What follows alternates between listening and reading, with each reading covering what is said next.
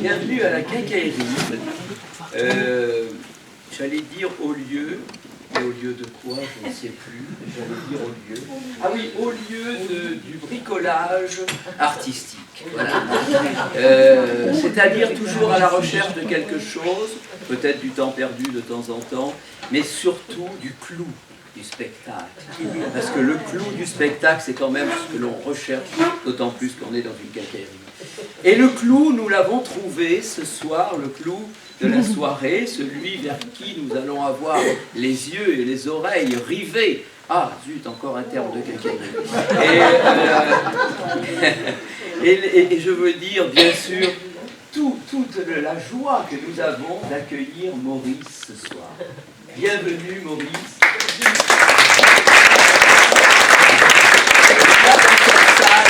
Dans cette salle. Alors, un tout petit historique, non pas du lieu, je ne me permettrai pas de faire ça, mais un tout petit historique de ces décentralisations, de ces hors les murs du Festival de Marseille. On le doit à son créateur, celui qui a créé, le grand celui qui a créé, enfin, il a mis plus que 7 jours lui pour le faire, mais qui a créé le festival, Alain, il y a 27 ans maintenant, et depuis quelques années ici, il permet que l'on ait une soirée, et souvent une conférence. Merci Alain, merci beaucoup. Merci à toi. Avant toi, dans ce fauteuil, il y a eu... des gens remarquables. Des gens remarquables. Jean-Pierre Raffaelli, il y a eu Robin Reducci, il y a eu, son nom m'échappe, mais Francesca, tout à fait, merci. Géraldine, j'en profite pour saluer Géraldine qui est là aussi, qui fait partie des comédiens professionnels, et Dieu sait s'il y en a dans la salle, et également. Alors, la fédération maintenant, Alain a un petit peu passé le flambeau à toute une équipe qui est là, devant nous. Ça mérite un sourire, Madame Scarlett. Et donc, autour de Scarlett, j'allais dire la nouvelle présidente, mais je dis ça chaque année maintenant, il arrive un moment où tu ne seras plus nouvelle présidente. Voilà, tu es là en titre, et puis quand on est président, on est à vie, donc voilà, tu sais ce que c'est. Et entouré d'une équipe extraordinaire. Alors, pour présenter la jeune équipe qui est derrière le comptoir, Camille, Elvire, il y a une virgule entre les deux, hein, c'est pas Camille et Elvire, non. Voilà, merci d'être là. Merci d'apporter à la fédération cette fraîcheur, je ne dis pas ça pour nous, non, je le dis pas, j'en fais partie, mais tout simplement, regardez l'affiche qu'ils t'ont fait. Voilà, on leur doit cette affiche. Merci beaucoup les filles. Merci bien. Dans ce groupe de la fédération, il y a Paul, il y a Ève, il y a Michel, il y a d'autres que je dois oublier, il y a Josiane, il y a Georges, voilà, aussi, Vincent, François, Paul et peut-être d'autres. Enfin, voilà, ils sont là et nombreux. Dans cette soirée, il y a aussi des compagnies, bien sûr. Alors, il y a des compagnies amateurs, le Corail, entre autres, parce que le Corail travaille encore avec toi, tu fais de la mise en scène. La Cabre d'Or est représentée par Jérôme et Monique. Merci beaucoup, vous êtes les mémoires du théâtre. Jérôme est une mémoire vivante du théâtre amateur. Merci beaucoup. Entre les théâtres, toute cette passerelle entre les festivals, etc. Ça c'est très important. Il y a aussi des gens, tous les gens qui sont là connaissent bien sûr Maurice, il n'y a pas de doute. Yvan, merci. Yvan et Marilyn, merci d'être là. Yvan Romeuf. Alors Yvan Romeuf, moi je me souviens du petit théâtre en bas du Lanche, la friche du panier. Voilà, et là j'ai été fasciné par des mises en scène sur Tchekhov, où tu faisais des mises en scène tout en longueur, sur une extrage comme ça. J'ai découvert des choses extraordinaires, merci Yvan. Et peut-être celui qui, quelque part, un jour m'a permis d'ouvrir cette salle, tout au moins dans l'esprit, et de la mener aujourd'hui avec Yves, mon compagnon, qui a quand même beaucoup de mérite de me soutenir et de surtout me supporter. Oui, voilà. Il est là, c'est Frédéric Ortiz. Pourquoi? Parce que Frédéric, j'avais deux références jeunes, moi j'avais deux références de théâtre. j'avais Marcel Maréchal à la criée. Quand je voyais Marcel Maréchal sur scène, j'étais comme ça. Et après, comme j'avais tous les abonnements, nous avions, avec Monique entre autres, nous avions des abonnements. Et après, on allait au off. Et alors au off, c'était extraordinaire. Des fois, il n'y avait pas de gradin, il n'y avait pas de chaise. Et il y avait des cubes là, placés comme ça. On nous disait, asseyez-vous. On s'asseyait, la lumière baissait un peu. Il y en a un qui parlait à côté. On avait envie de lui dire, mais tais-toi! Mais non, le spectacle était commencé. Et là, j'ai tout appris du théâtre. Je te le dois. Je te le dois, Frédéric Horty. Merci. Je parlais avec lui tout à l'heure et avec eux, Pierrette et Haïm, ils ont mené la Joliette, la minoterie, Joliette-Minoterie, puis la Joliette. Et j'ai un souvenir avec Haïm, c'est quand on est allé jouer il y a quelques années de ça, il était en haut de l'escalier, il me regardait comme ça, il me dit, est-ce que tu as transpiré? Je dis, alors tu as joué, ça va. Ça c'est des belles leçons de théâtre, merci. Merci d'être là aussi. Elle a été l'assistante de Gildas Bourdet. Elle a fait aujourd'hui la distance du nord de la France, pratiquement, pour venir, et à peu près à l'heure, parce que tu es arrivé à 18h, c'est ça? Annie Perrault. Annie Perrault, merci beaucoup. Merci bien. Je ne vais pas les nommer tous, mais il y a toute l'équipe du Lange, là, ils sont là, l'équipe du Lange. Alors, je connais Frédéric Berry, bien sûr, particulièrement parce qu'il habite Marignane et qu'on a été voisins, mais il y a toute cette équipe-là, vous êtes là, voilà, merci d'être là, tous, merci bien. Voilà. Alors là, il y a des directeurs publics, il y a des régisseurs, il y a... Voilà, vous saurez peut-être mieux vous présenter que moi je ne le fais, parce qu'Alain ne m'a pas donné des fiches sur tout le monde. Il m'a donné des fois des fiches, mais pas avec les bons noms. Non, je plaisante, Alain, je plaisante. Voilà, mais merci d'être là et d'être présent ce soir pour cette conférence. J'ai dû oublier des gens, encore des gens de la fédération. Ah oui, alors nous ici, le petit théâtre de la Quincaillerie, nous avons aussi un public, des adhérents. Nous avons en gros 350 adhérents. Voilà. Donc, pour vous dire que pour remplir 50 places, c'est assez rapide chez nous. Merci pour eux. Et ce soir, ils sont 4 ou 5 à être venus. Merci beaucoup. Voilà, ça nous touche aussi. Voilà. Merci. Je pense... J'ai voulu la garder pour la fin parce que... Voilà. Quand je pense Maurice, je pense à Claude. Voilà. Donc Claude, merci. Merci. Merci d'être là, de lever la jambe. C'est très bien, Maurice. Claude, merci. Merci beaucoup. Merci beaucoup.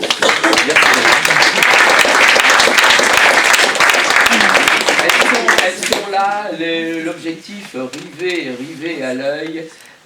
Isabelle Lacoste, Hélène Andréotto. Alors Isabelle Lacoste qui suit tout le festival de Marseille. Scarlett, si je dis des bêtises, surtout tu me le dis.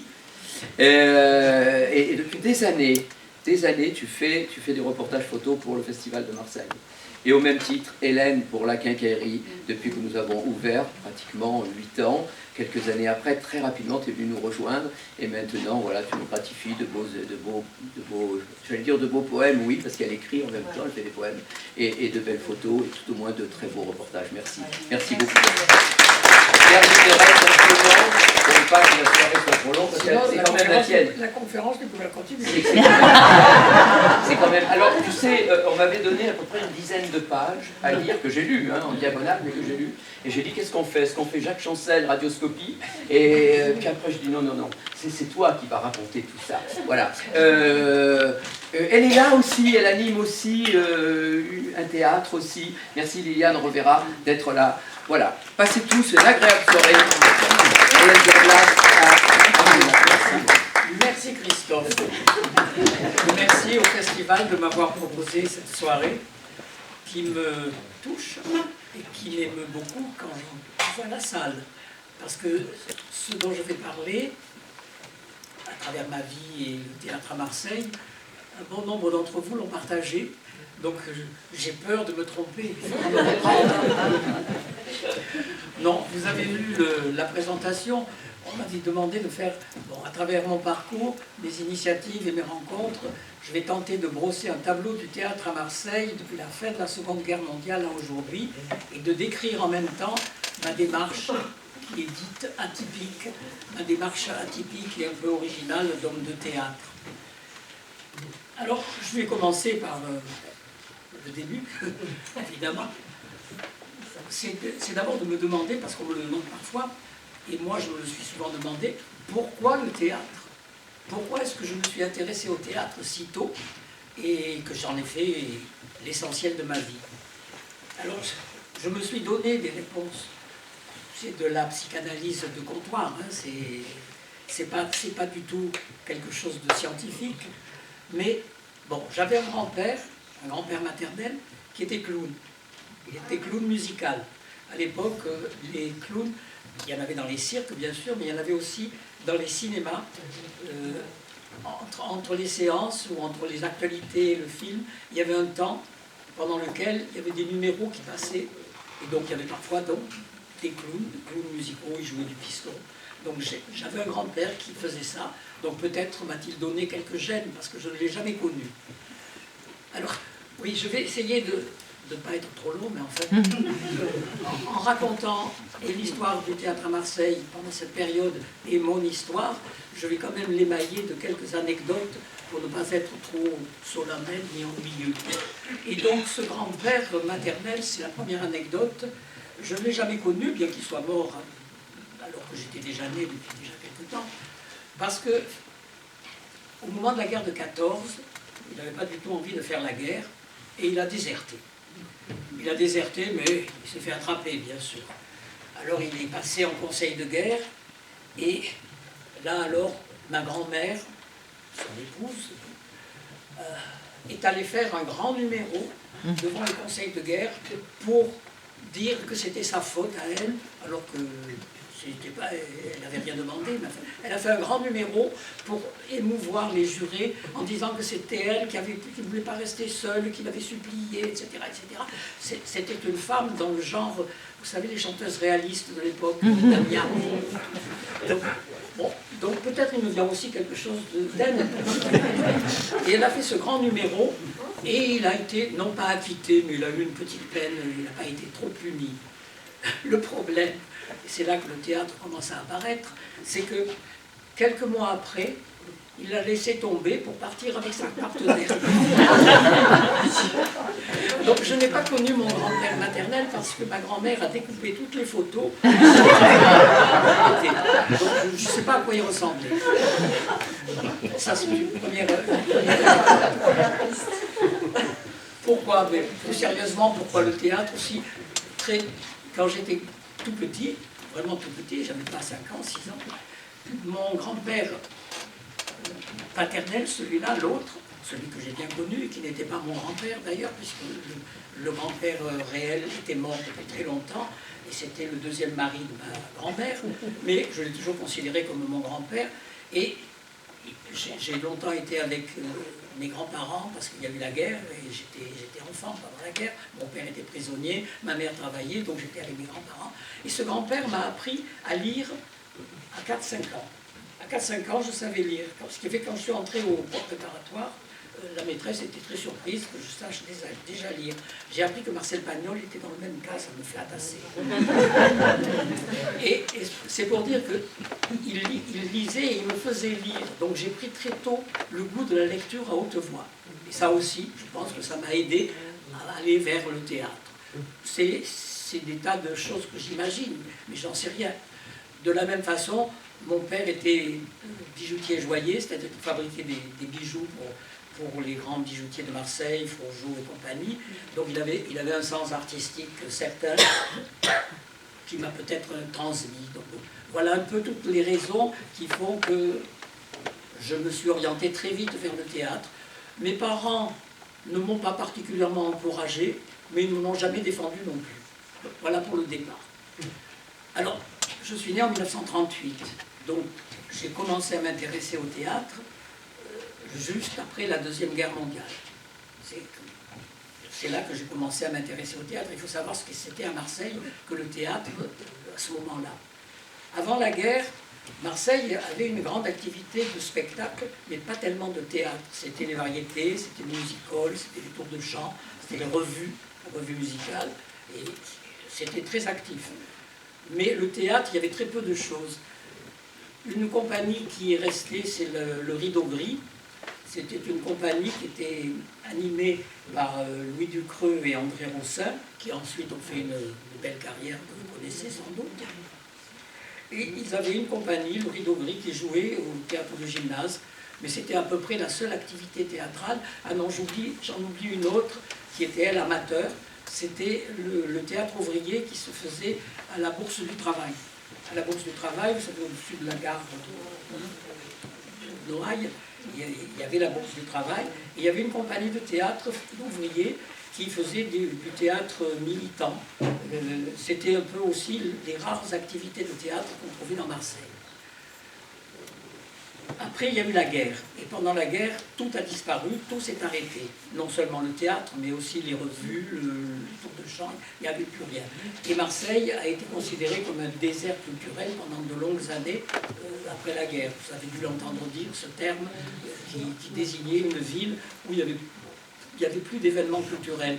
Il y avait les musées, il y avait quelques musées, il y avait l'opéra, un petit peu, et puis c'était tout. Et donc ça a duré quand même assez longtemps. Il a fallu attendre les années 70 pour que les choses commencent à bouger. Mais j'y reviendrai un peu plus tard. Ce que je veux dire, c'est que vous pouvez intervenir. Hein, si vous avez des choses à compléter ou à corriger, n'hésitez pas à le faire. Oui, alors pour revenir sur ma première approche du théâtre, ça a été les tournées Herbert Carsenti. À Marseille, il n'y avait rien d'autre.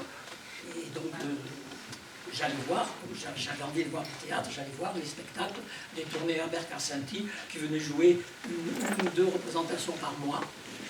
C'était souvent du théâtre de boulevard, mais pas seulement. Il y avait de temps en temps des beaux spectacles qui avaient fait des succès à Paris, qui venaient en tournée avec des vedettes. Et donc j'ai connu le théâtre par cette voie-là, par ces spectacles-là. Et il y a un jour, à la radio, j'étais interviewé à la radio, et l'animateur de l'émission avait invité, parce qu'il se trouvait à Marseille ce jour-là, Herbert, je ne sais plus son prénom, Georges Herbert, qui était à Marseille, et il nous a mis ensemble parce qu'il pensait qu'on allait un peu s'affronter, parce que moi je ne suis pas trop théâtre de boulevard, ce que je faisais comme théâtre n'était pas trop du boulevard, et il pensait qu'on allait s'affronter. Alors on s'est expliqué gentiment, mais j'ai tenu à lui dire que peut-être que je ne faisais pas le même théâtre que celui qu'il défendait, mais que c'est par lui et ses tournées que j'avais découvert le théâtre. Et ça, je tenais à le lui dire malgré tout. Et je crois qu'il en a été touché. Je voudrais aussi dire que mes parents ne m'ont pas empêché ni encouragé, mais mon père m'a acheté très tôt, j'étais à l'école primaire, je ne sais plus quel âge j'avais, le théâtre complet de Molière. Et j'ai passé des journées et des journées à lire tout seul, à haute voix, ce théâtre qui me séduisait. Il paraît que c'est pas normal de lire le théâtre. Il y a beaucoup de gens qui ne comprennent pas le théâtre autrement qu'en représentation, qui ont du mal à le lire. Mais moi, au contraire, j'ai commencé à aimer le théâtre par la lecture. Alors après, je vais aller vite. Mon séjour au lycée Thiers, où j'ai fait presque toute ma scolarité, n'est pas marqué par le théâtre, sinon mon renvoi du lycée Thiers. En fin de classe de 3e, on avait un professeur d'anglais, le pauvre homme, qu'on faisait beaucoup souffrir. Et il avait une habitude, je ne sais pas si vous connaissez le lycée Thiers, mais c'est un ancien bâtiment religieux, avec des grands couloirs sombres, des grandes salles, des portes en bois. Il avait l'habitude, quand toute la classe était entrée, de claquer la porte en entrant. Et alors un jour, j'avais acheté des petits pétards. J'en ai collé tout le long du jardin de la porte, ce qui fait que quand il a claqué la porte, ça a été le feu d'artifice. Alors évidemment, le surveillant général est venu et il a fait l'enquête pour savoir qui avait commis ce délit. Et personne ne se désignait, bien sûr, donc moi. Et puis, pour une raison que j'ignore, il s'en est pris à un élève. Et il a considéré que c'était cet élève qui l'avait fait, il lui fallait sûrement un coupable, et donc il l'emmenait pour aller le mener chez le professeur et le faire renvoyer. j'ai bien été obligé de dire c'est pas lui, c'est moi. Et donc j'ai été renvoyé du lycée Thiers. Mais je m'en foutais parce que je venais de passer le concours de l'école normale, que j'avais réussi, donc c'était pas grave. Voilà, pour aller vite. Après, alors, pour rester sur le théâtre, pour préparer l'école normale, on faisait une année dans un collège qui est à la rue du Docteur Esca, et on faisait une année de préparation. Et là, j'ai eu un professeur de français, M. Maranaki, j'aime bien rappeler son nom. Je rappellerai des fois des noms que vous ignorez, mais j'ai envie de les dire quand même. Donc ce monsieur Maranaki nous a encouragé, pas simplement moi, mais a encouragé tout le groupe à faire du théâtre dans sa classe. Et alors, là, c'était Byzance. Dans la même année, nous avons monté Britannicus de Racine, Cyrano de Bergerac et l'Aiglon d'Edmond Rostand. Tous très modestes. Je jouais bien sûr les premiers. Et on a donc fait ces 3 spectacles. Et les familles faisaient les costumes. Pour Britannicus, on était tous dans des draps là, qui nous servaient de toge. C'est pour montrer le chemin du théâtre qui s'annonçait déjà. Après, je suis allé à l'école normale et là aussi, le théâtre était présent. À l'école normale, il y avait un professeur de dessin, un peintre, Louis Frégier, qui était un grand peintre, un bon peintre, qui était passionné de théâtre. Et il avait donc demandé au directeur de créer un atelier art dramatique, ça s'appelait comme ça, l'atelier d'art dramatique. Donc j'y suis entré, et là on a aussi continué à faire du théâtre. Chaque année on montait une pièce, alors c'était des choses très diverses. On a monté aussi bien la machine infernale de Cocteau que, comment ça s'appelait déjà, je vais le noter quelque part, la cuisine des anges. La cuisine des anges, c'est une pièce d'Albert Husson, dont on a fait un film d'ailleurs.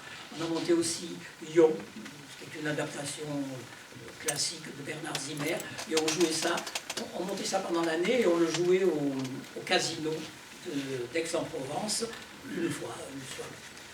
Bon, mais voilà pour comment le théâtre est arrivé. Et puis j'étais aussi spectateur quand j'étais élève à l'école normale. Alors à Aix, il y avait la Comédie de Provence. Et là je m'arrête un peu pour faire une parenthèse sur la Comédie de Provence. La Comédie de Provence, c'était un théâtre, une compagnie qui avait été créée, je ne sais plus très bien dans quelle année, je n'ai pas noté ici, en 1940, qui avait été créée par Jean Serge et qui était devenu un centre dramatique au moment où Jeanne Laurent a créé les centres dramatiques. Alors Jeanne Laurent, je ne sais pas si vous savez qui c'est, Jeanne Laurent c'était une fonctionnaire, ce n'était pas une élue, c'était une fonctionnaire du ministère, non pas de la culture, il n'y avait pas de ministère de la culture à ce moment-là, c'était le ministère de l'Éducation nationale qui avait un secteur dédié à la culture. Et elle était responsable de ce secteur. Et cette femme, après la guerre, a été la première, enfin, c'est elle qui a créé la décentralisation. Elle a créé les centres dramatiques dans tout le pays, car il faut bien se dire que jusque-là, le théâtre, c'était à Paris. Dans le reste de la France, il y avait comme ça, dans les grandes villes, parfois un théâtre, une compagnie, il y avait quelques tournées, mais il n'y avait pas grand-chose. À partir du moment où Jeanne Laurent a créé les centres dramatiques, chaque région avait un centre dramatique avec une compagnie et qui créait régulièrement des spectacles. Ça a été un grand moment pour le théâtre en France. Et donc, pour en revenir à la Comédie de Provence, créée, donc, je l'ai dit, par Jean Serge en 1940, lorsque Jeanne Laurent l'a transformée en centre dramatique, elle y a nommé Gaston Batti. Gaston Batti, vous devez connaître son nom, c'était un grand homme de théâtre à Paris, qui a fait l'atelier, enfin, qui entre dans l'histoire du théâtre en France. Et Gaston Batti a donc dirigé la Comédie de Provence pendant un certain temps. Il a été suivi par Douking. Douking était un décorateur plus qu'autre chose, mais il a donc dirigé la Comédie de Provence. Et puis il y a eu René Laforgue, qui n'a rien à voir avec René-Louis Laforgue, le chanteur. René Laforgue, c'est lui que j'ai connu parce qu'il était directeur du centre dramatique au moment où j'étais à l'école normale et où j'allais voir ses spectacles. Mais ce qu'il faut savoir, c'est que c'est de là qu'ensuite, après René Laforgue, qui il y a eu Jacques Fabry, je ne sais pas s'il a été tout de suite. Il y a eu Philippe Thierry, il y a eu Jacques Fabry, et puis après, il y a eu Antoine Bourseiller. Et Antoine Bourseiller donc, a été nommé directeur du Centre dramatique à Aix, où il est resté 1 an ou 2, et puis il a décidé en 1971 de déplacer le Centre dramatique d'Aix à Marseille. Il considérait que c'était plus, Marseille était davantage la ville qui pouvait faire accueillir le Centre dramatique. Donc il est venu s'installer au gymnase, où il a créé le Centre dramatique, et c'est devenu à ce moment-là l'Action culturelle du Sud-Est. La Comédie de Provence a disparu, et l'Action culturelle du Sud-Est est restée au gymnase. Maréchal est arrivé, Marcel Maréchal est arrivé après, il est parti à la Criée, et donc le Centre dramatique est devenu ce qu'il est aujourd'hui, c'est-à-dire c'est parti de la Comédie de Provence, qui était la compagnie d'Aix. Donc c'est important à savoir pour voir le trajet du théâtre à travers la région et à travers les hommes qui l'ont créé. Je reviendrai sûrement sur la Criée un peu plus tard, mais voilà, ça c'est venu comme ça, c'était une parenthèse. Puisqu'on parle de Jacques Fabry, alors je refais une anecdote là. Jacques Fabry, un jour, je n'ai jamais su pourquoi, me téléphone.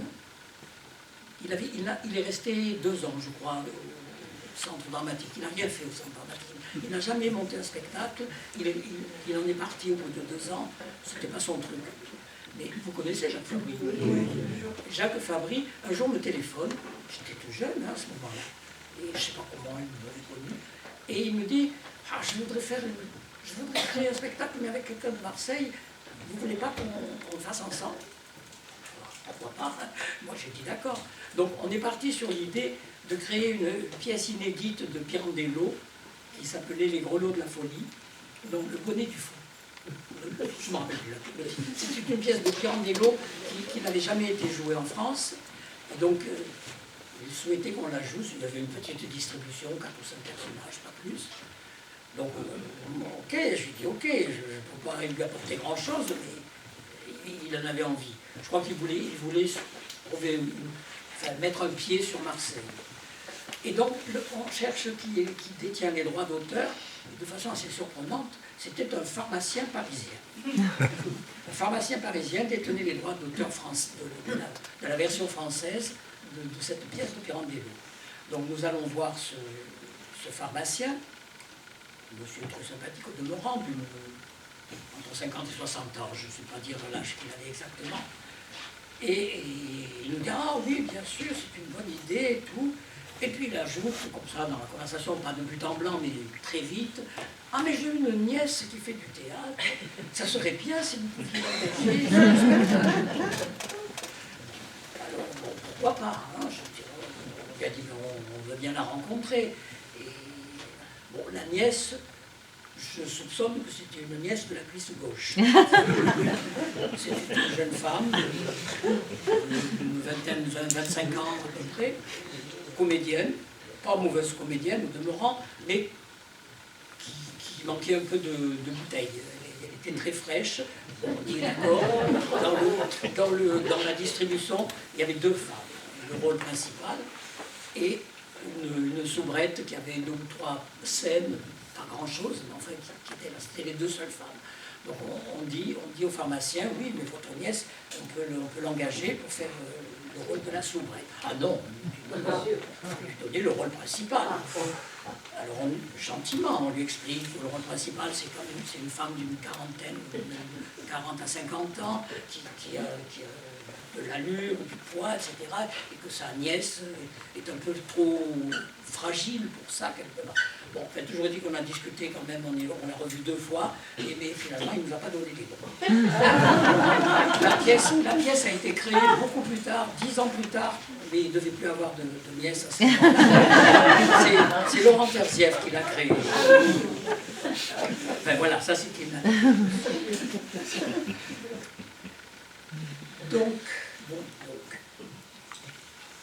oui, alors, je parlais des directeurs du Centre dramatique à Marseille. Il faut quand même dire aussi que la fédération, la FNCDA, le comité départemental, a eu des relations très étroites avec ces directeurs-là. Alain a beaucoup joué pour que le théâtre amateur et le comité départemental aient des liens avec ces gens-là. Et on les a retrouvés à plusieurs reprises. Gildas Bourdet, qui a été directeur donc, pendant un certain temps, est revenu ensuite faire des stages à la demande d'Alain. Ensuite, Marcel Maréchal, qui pendant qu'il était ici me considérait avec beaucoup de hauteur, m'a ensuite supplié de venir jouer à l'Anche quand il n'était plus directeur ici, qu'il était à Paris, donc il est venu jouer à l'Anche. Donc il y a eu comme ça des va-et-vient entre les différents théâtres, amateurs et professionnels. Hein, il ne faut pas l'oublier, c'est assez exceptionnel en France, donc on le signale. Bon, ceci, passons sur ça. Si je reviens sur mon cheminement, j'ai donc créé, en sortant de l'école normale, une compagnie d'amateurs. Alors avec quelques camarades qui étaient de l'école normale, auxquels sont venus s'ajouter petit à petit des amis, et on a créé la compagnie d'amateurs qui s'appelait Art Nouveau, qui a été créée en 1958. Et à ce moment-là, il y avait très peu de théâtre dans la région. C'est fou, parce qu'on oublie ça, hein, je veux dire. Le théâtre est arrivé très tard dans notre région. À cette époque-là, il y avait beaucoup de théâtre amateur, enfin beaucoup, il y avait du théâtre amateur, mais le théâtre professionnel n'était pas très présent. Ce qui fait qu'avec la compagnie Art Nouveau, on a joué de façon très intense dans presque tous les festivals d'été de la région.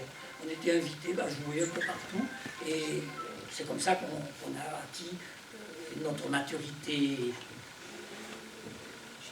artistique, disons, et technique aussi, et qu'on a fait de la compagnie, une compagnie qui s'est fait remarquer sur Marseille, ce qui n'était pas évident parce que sur Marseille, c'était difficile de faire venir le public. Même, je veux dire, à une époque, c'est Art Nouveau qui a fait la programmation théâtre du Festival d'Arles. Au Festival d'Arles, il y avait le photographe Lucien Clergue, qui était directeur du festival, qui un jour est venu nous demander, voilà, dans le festival, il n'y avait pas que du théâtre, il y avait beaucoup de choses. Il va y avoir du théâtre, est-ce que vous voulez le faire? Donc on a monté une machine infernale dans la cour de l'archevêché, là, dans l'église. D'ailleurs, là, pour une anecdote, cette pièce, donc, on l'a montée sur toute la cour, il y a un cloître. Donc la pièce, les spectateurs changeaient de place au fil des actes. Parce que les actes se passaient soit sur le toit, il y avait un toit en pente, le premier acte se passait sur ce toit, le deuxième acte se passait au fond, dans le cloître, et il y avait un troisième acte sur les balcons, enfin il y avait plein de choses. Mais on avait préparé ça pendant 3 semaines même sur place, avec des projets assez grandiose, il y avait des grands voiles, il y avait des toiles, il y avait un tas de choses. Mais les jours, on a joué 3 fois, les jours de représentation, il faisait un mistral aux âmes. Donc les voiles, on a pu les mettre. Tant pis, mais ce qui me permet de dire cette anecdote, c'est que Michel Tournier, l'auteur Michel Tournier, a écrit un petit livre qui s'appelle Les Petites Proses, dans lequel il y a des nouvelles très courtes. Et l'une s'appelle Seigneur Mistral. Et dans celle Seigneur Mistral, il raconte tout ce qu'il a vu que le Mistral pouvait faire, hein, tous les dégâts que le Mistral pouvait faire. Et à un moment, il dit « Et j'ai vu Jocaste s'empêtrer dans ses voiles. » C'était donc la représentation de la machine infernale que nous donnions. En effet, la comédienne était très courageuse, parce qu'elle sur le toit, il y avait un toit en pente, c'est-à-dire du côté intérieur, il était en pente, et de l'autre côté, c'était à plat. Et elle marchait sur le fait, comme ça, avec ses voiles, avec un projecteur dans les yeux, et en disant son texte. Donc, c'est vrai qu'elle était très courageuse. Elle n'est plus avec nous. Continuons. C'est également à ce moment-là que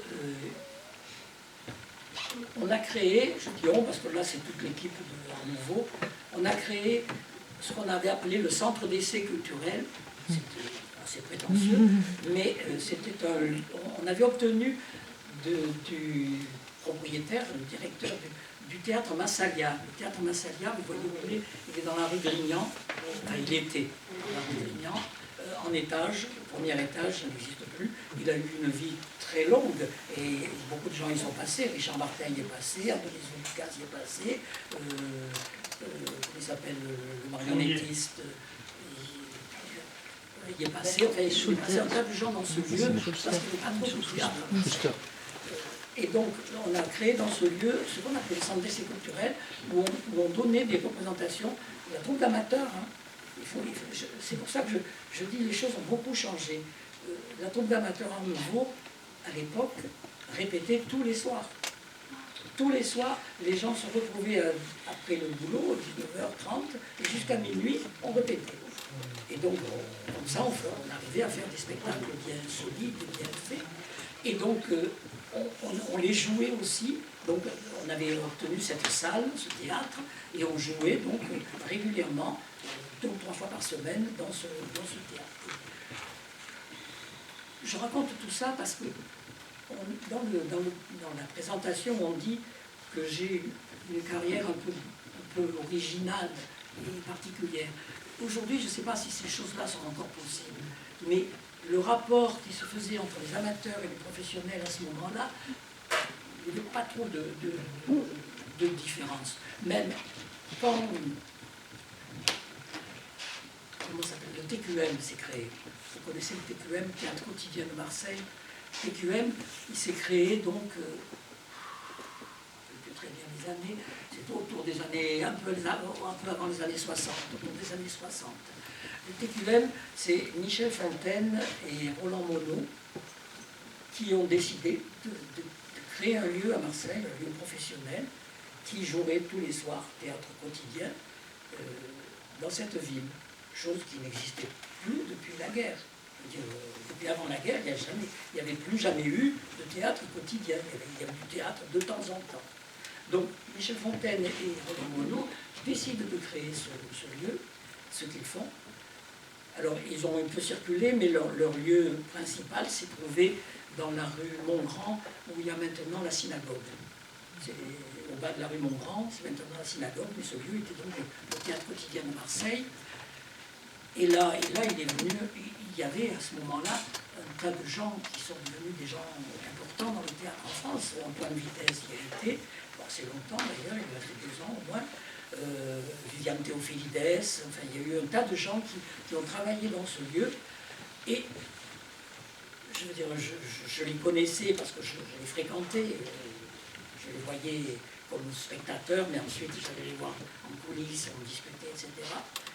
Et ce que je peux dire aujourd'hui, c'est que la plupart n'étaient pas ou peu payés.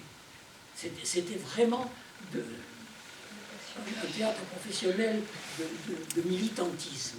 Je veux dire, il y en a d'autres que j'ai revus depuis qui ont abandonné le théâtre et qui se rappellent ça avec beaucoup d'émotion. C'était la première fois qu'à Marseille, il y avait une équipe artistique qui se battait comme ça pour qu'il y ait du théâtre. Malheureusement, ils sont arrivés un peu tôt. Les années 60, c'était tôt. C'est-à-dire que ni le public marseillais n'était prêt à aller voir les spectacles qu'ils jouaient, parce qu'ils jouaient beaucoup de théâtre contemporain, ils jouaient les auteurs d'aujourd'hui, et pour le public marseillais, c'était pas ce qui les attirait beaucoup. Donc ils avaient un peu des difficultés à faire revenir le monde, et deuxièmement, les pouvoirs publics, la ville en particulier, n'étaient pas du tout prêts à aider une équipe théâtrale comme maintenant elle le fait, en donnant des subventions à presque tous les théâtres de Marseille. À l'époque, jamais la ville n'aurait eu l'idée de donner de l'argent à une compagnie de théâtre. Donc c'est vous dire à quel point ils ont ramé quand même. Mais ça a été un très grand moment de théâtre à Marseille. Ça, il ne faut pas l'oublier. Et on l'oublie parfois ça. Bon, voilà, enfin tout ça. Oui, ce que je veux dire aussi, c'est que dans la compagnie d'amateurs Art Nouveau, il y avait des gens qui... Pourquoi on travaillait comme ça? Parce qu'il y avait quand même beaucoup de gens qui avaient envie de devenir des professionnels. Ce qui n'était pas possible à Marseille. À Marseille, à l'époque, on ne pouvait pas devenir professionnel. Mais ils avaient envie. Et d'autres, donc certains d'entre eux le sont devenus et ont fait une jolie carrière. Monique Brun, Jérôme Terre, c'est des gens qui ont commencé avec Art Nouveau et qui ensuite ont mené une carrière à travers la France, une carrière professionnelle. Bon, là-dessus arrive la guerre d'Algérie. Donc, guerre d'Algérie, alors à la fois ce qui se passe à Marseille et ce qui se passe pour moi, à Marseille les choses se calment un peu, malheureusement, par force, et moi je pars en Algérie. Pendant 2 ans je ne vais pas être là.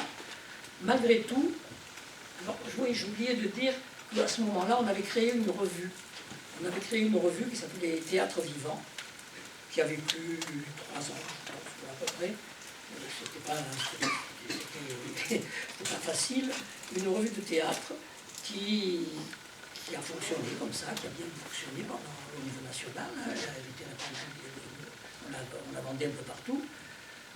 Après, on a arrêté parce que ça coûtait trop cher.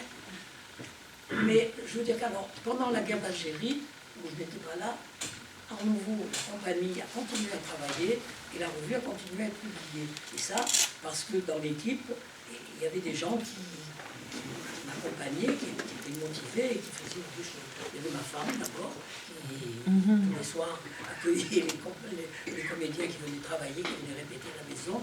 Il y avait ensuite Michel Leroy, il y avait Jean-Claude Jourdan, il y avait Jean Oubli, il y avait d'autres, Maurice Lantel, etc.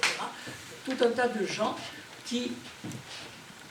Eux, ils ne sont pas devenus des comédiens professionnels, mais ils sont devenus des gens de culture, ils sont devenus des gens qui avaient envie que la culture se développe dans la ville et que leur travail serve à ça. Donc ça a fonctionné, ça a très bien fonctionné, même pendant le temps où je n'étais pas là, pour dire à quel point les choses peuvent exister s'il y a un travail collectif.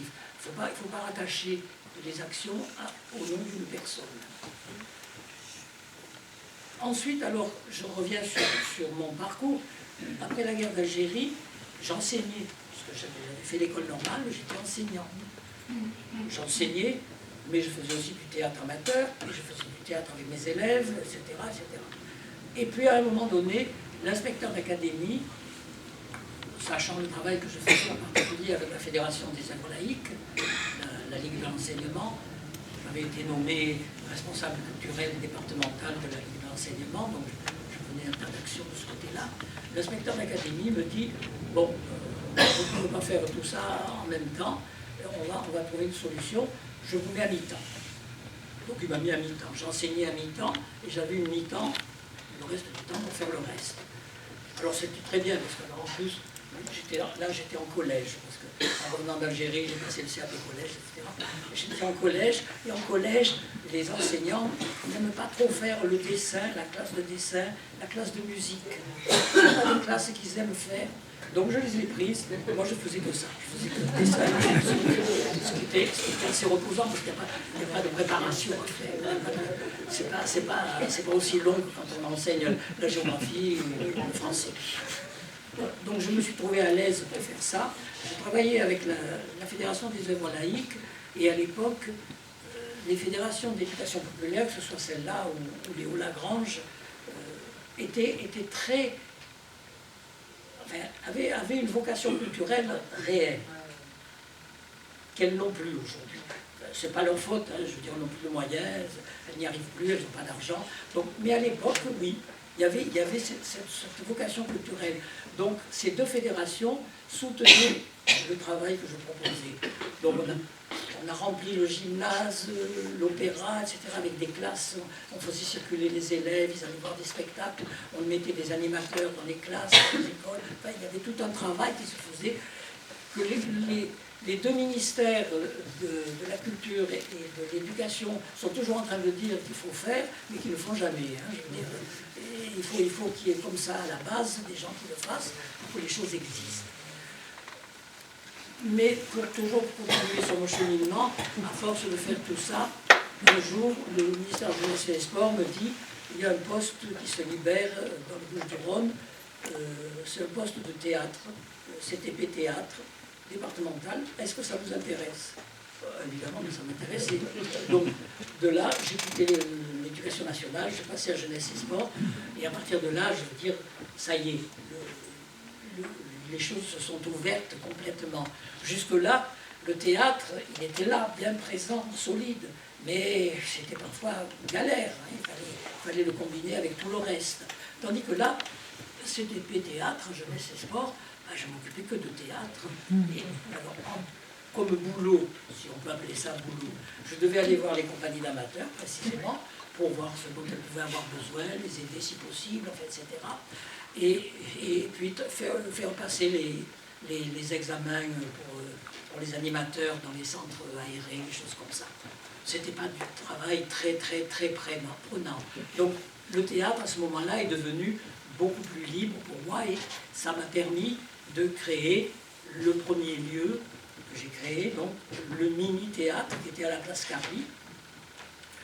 Alors, le mini-théâtre, est-ce qu'il y en a qui l'ont connu? Oui, il y en a qui l'ont connu. À part les gens qui ont travaillé avec moi, est-ce qu'il y en a qui l'ont connu? Quelle année? 70, 71. Je l'ai créé, je crois que c'est en 71. Donc, c'était quoi? Ben, il y avait une maison de jeunes qui était dirigée par Robert Badani, qui avait des préfabriqués, des petits bâtiments préfabriqués sur le côté du conservatoire. Quand on entre dans le conservatoire, il y a le grand bâtiment, et sur le côté, il y a une petite allée. Et dans cette petite allée, il y avait 3 ou 4, je ne sais plus, préfabriqués, et la maison de jeunes était là. Et ils utilisaient presque tous les préfabriqués, sauf un. Donc j'ai dit à Robert Badani, est-ce que tu nous le mettrais à disposition? Il a accepté, il était très ouvert sur ces choses-là. Donc on a créé le mini-théâtre à cet endroit. C'était le premier théâtre permanent non officiel.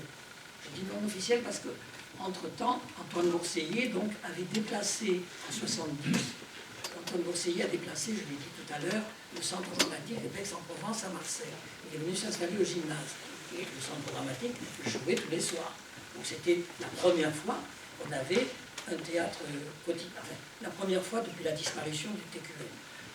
Qui est resté quand même, le TQM il est resté 4 ans, à peu près. Et donc le centre dramatique jouait tous les soirs, et le mini-théâtre était donc le seul autre théâtre dans Marseille qui donnait des représentations tous les soirs.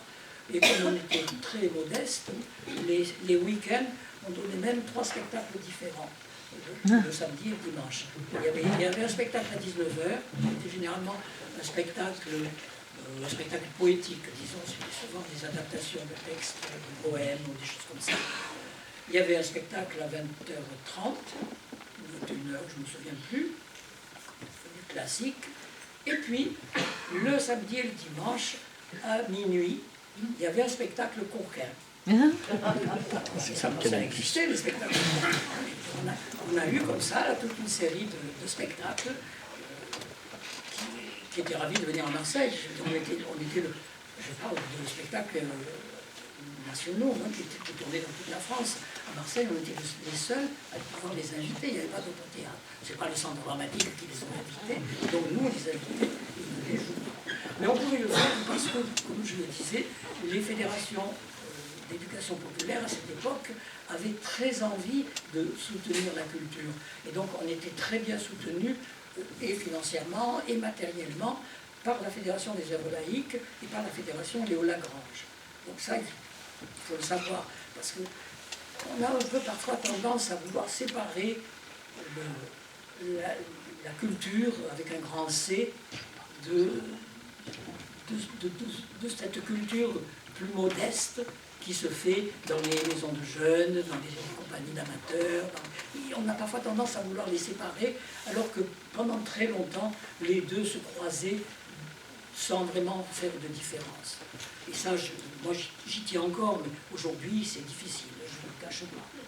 Enfin, toujours est-il que voilà. Donc le mini-théâtre a vu passer beaucoup de monde.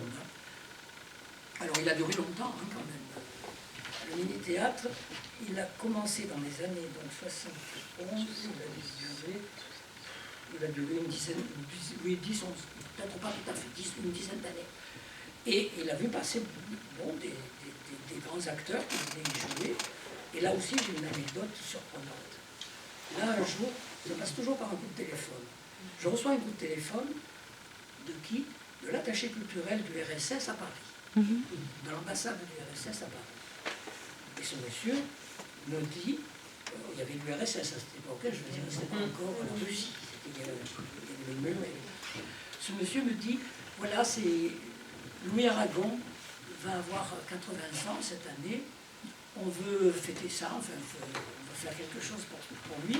Et on a décidé de faire tourner en URSS un spectacle dont il a écrit les intertextes. C'était un spectacle, c'était un texte de Yannis Ritsos, poète grec. Ça s'appelait Ismène. Et entre les séquences jouées, il y avait des textes qui étaient dits, et c'est Aragon qui les avait écrits pour la version française. Donc il me dit, on voudrait faire tourner cette pièce qui avait déjà été jouée, mais ils ne l'ont pas jouée depuis déjà plusieurs mois. Il serait bien qu'ils la jouent encore une semaine pour se roder avant de partir en Muse. Est-ce que vous voulez le faire chez vous? Pourquoi ce monsieur de l'ambassade d'URSS à Paris me téléphone? Je ne l'ai jamais su. Mais enfin, toujours est-il que j'ai dit évidemment oui, évidemment oui. Et pendant une semaine, on a eu Judith Magre qui jouait cette pièce, et Louis Aragon qui est venu et qui est resté là tous les soirs, il était avec nous.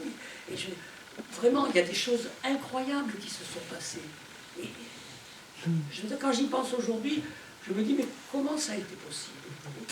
Je n'ai pas su. Cette histoire-là, par exemple, je n'ai jamais su comment ce monsieur avait pu penser à ce petit théâtre marseillais pour faire le rodage de cette pièce qui allait tourner ensuite en France. Je n'ai pas su, je ne le saurais jamais. Mais enfin voilà, c'est une anecdote intéressante. Alors le mini-théâtre, oui. Alors le mini-théâtre aussi, c'est le moment où on a créé la première compagnie permanente,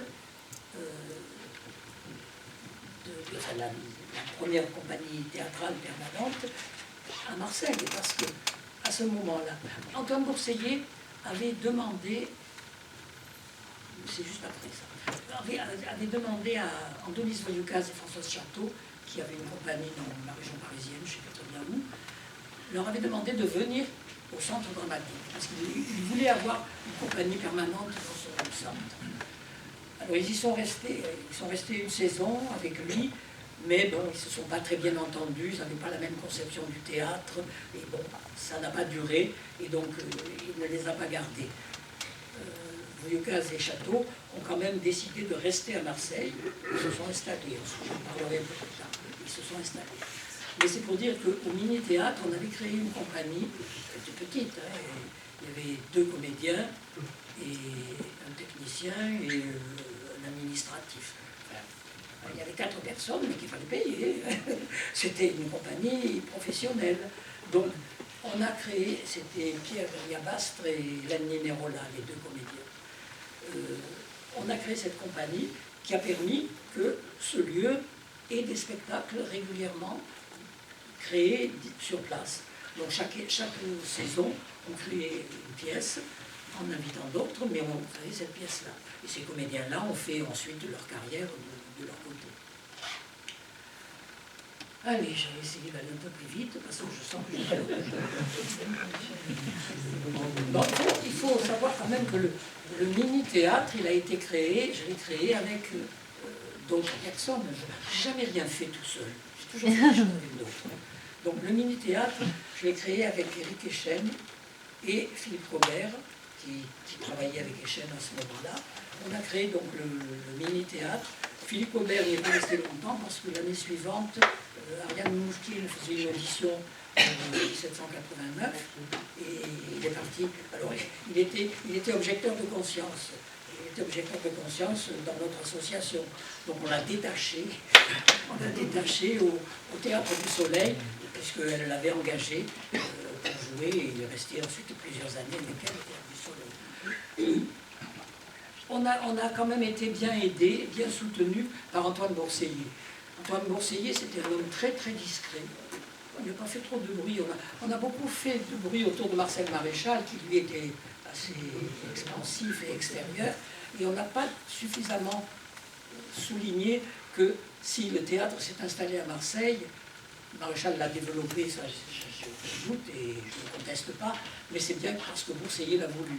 Bourseillet est venu s'installer à Marseille alors qu'il savait très bien qu'il aurait du mal à faire un public. Et ce public, il l'a petit à petit constitué plus, il jouait aussi, lui, un théâtre contemporain. Quelques classiques, les centres dramatiques sont obligés de faire des classiques, mais il avait la volonté de créer des auteurs contemporains, c'est ce qu'il a fait. Et petit à petit, il avait réussi à ce que le centre dramatique, qui s'appelait Action culturelle du Sud-Est, devienne un lieu important dans la ville. Et il nous a bien soutenus, je veux dire. Il ne nous a pas donné d'argent, il nous a donné du matériel, il nous a donné des projecteurs, des choses comme ça. Mais, je veux dire, il nous a bien soutenus. Donc il y a eu dans les années, ça peut être après 68. Après 68, je pense qu'il y a eu un grand mouvement sur ce qu'on a appelé le théâtre non professionnel. Je veux dire, les gens avaient un peu de scrupule à se dire amateur, parce qu'ils considéraient qu'amateur, c'est souvent pris de façon péjorative. Donc, ils avaient décidé d'appeler leur travail le théâtre non professionnel. On a suivi le mouvement, hein, à nouveau, on s'est appelé compagnie de théâtre non professionnel. Et à un moment, il y a eu à Montbard une grande rencontre des différentes équipes à travers la France, qui se sont retrouvées à Montbard pour une sorte de festival. Et chaque centre dramatique de région devait choisir une compagnie d'amateurs, enfin une compagnie non professionnelle, pour l'envoyer à ce festival. Et Bourseillet nous a choisis. On est donc allé jouer un Gelderode, l'école des Bouffons, à ce stade. Je dis ça parce que lorsque Bourseillet est parti, on a pu, Art-Nouveau est resté amateur, hein, je veux dire, Art-Nouveau, le mini-théâtre était devenu professionnel, mais Art-Nouveau restait trop amateur. Ce qui n'empêchait pas que dans les spectacles que nous donnions au mini-théâtre, professionnels et amateurs jouent ensemble. Hein, il y avait les deux. C'était croisé comme ça. Mais donc on a pu avoir, quand Bourseillet est parti, avant que Maréchal n'arrive, il y a eu un temps de latence. Le gymnase est resté sans activité et on a pu y jouer, on a pu faire un spectacle là, sur les champs de Val d'Aurore, qui a été un spectacle éphémère, on a joué une fois, hein, je veux dire, mais qui a été un spectacle un peu fou. Il y avait de la musique, il y avait de la danse, il y avait des arts martiaux. C'était l'époque, hein, je veux dire, les années 70, on faisait tout ce genre de choses. Bon, voilà pour dire quand même l'importance de Bourseillet sur le théâtre à Marseille.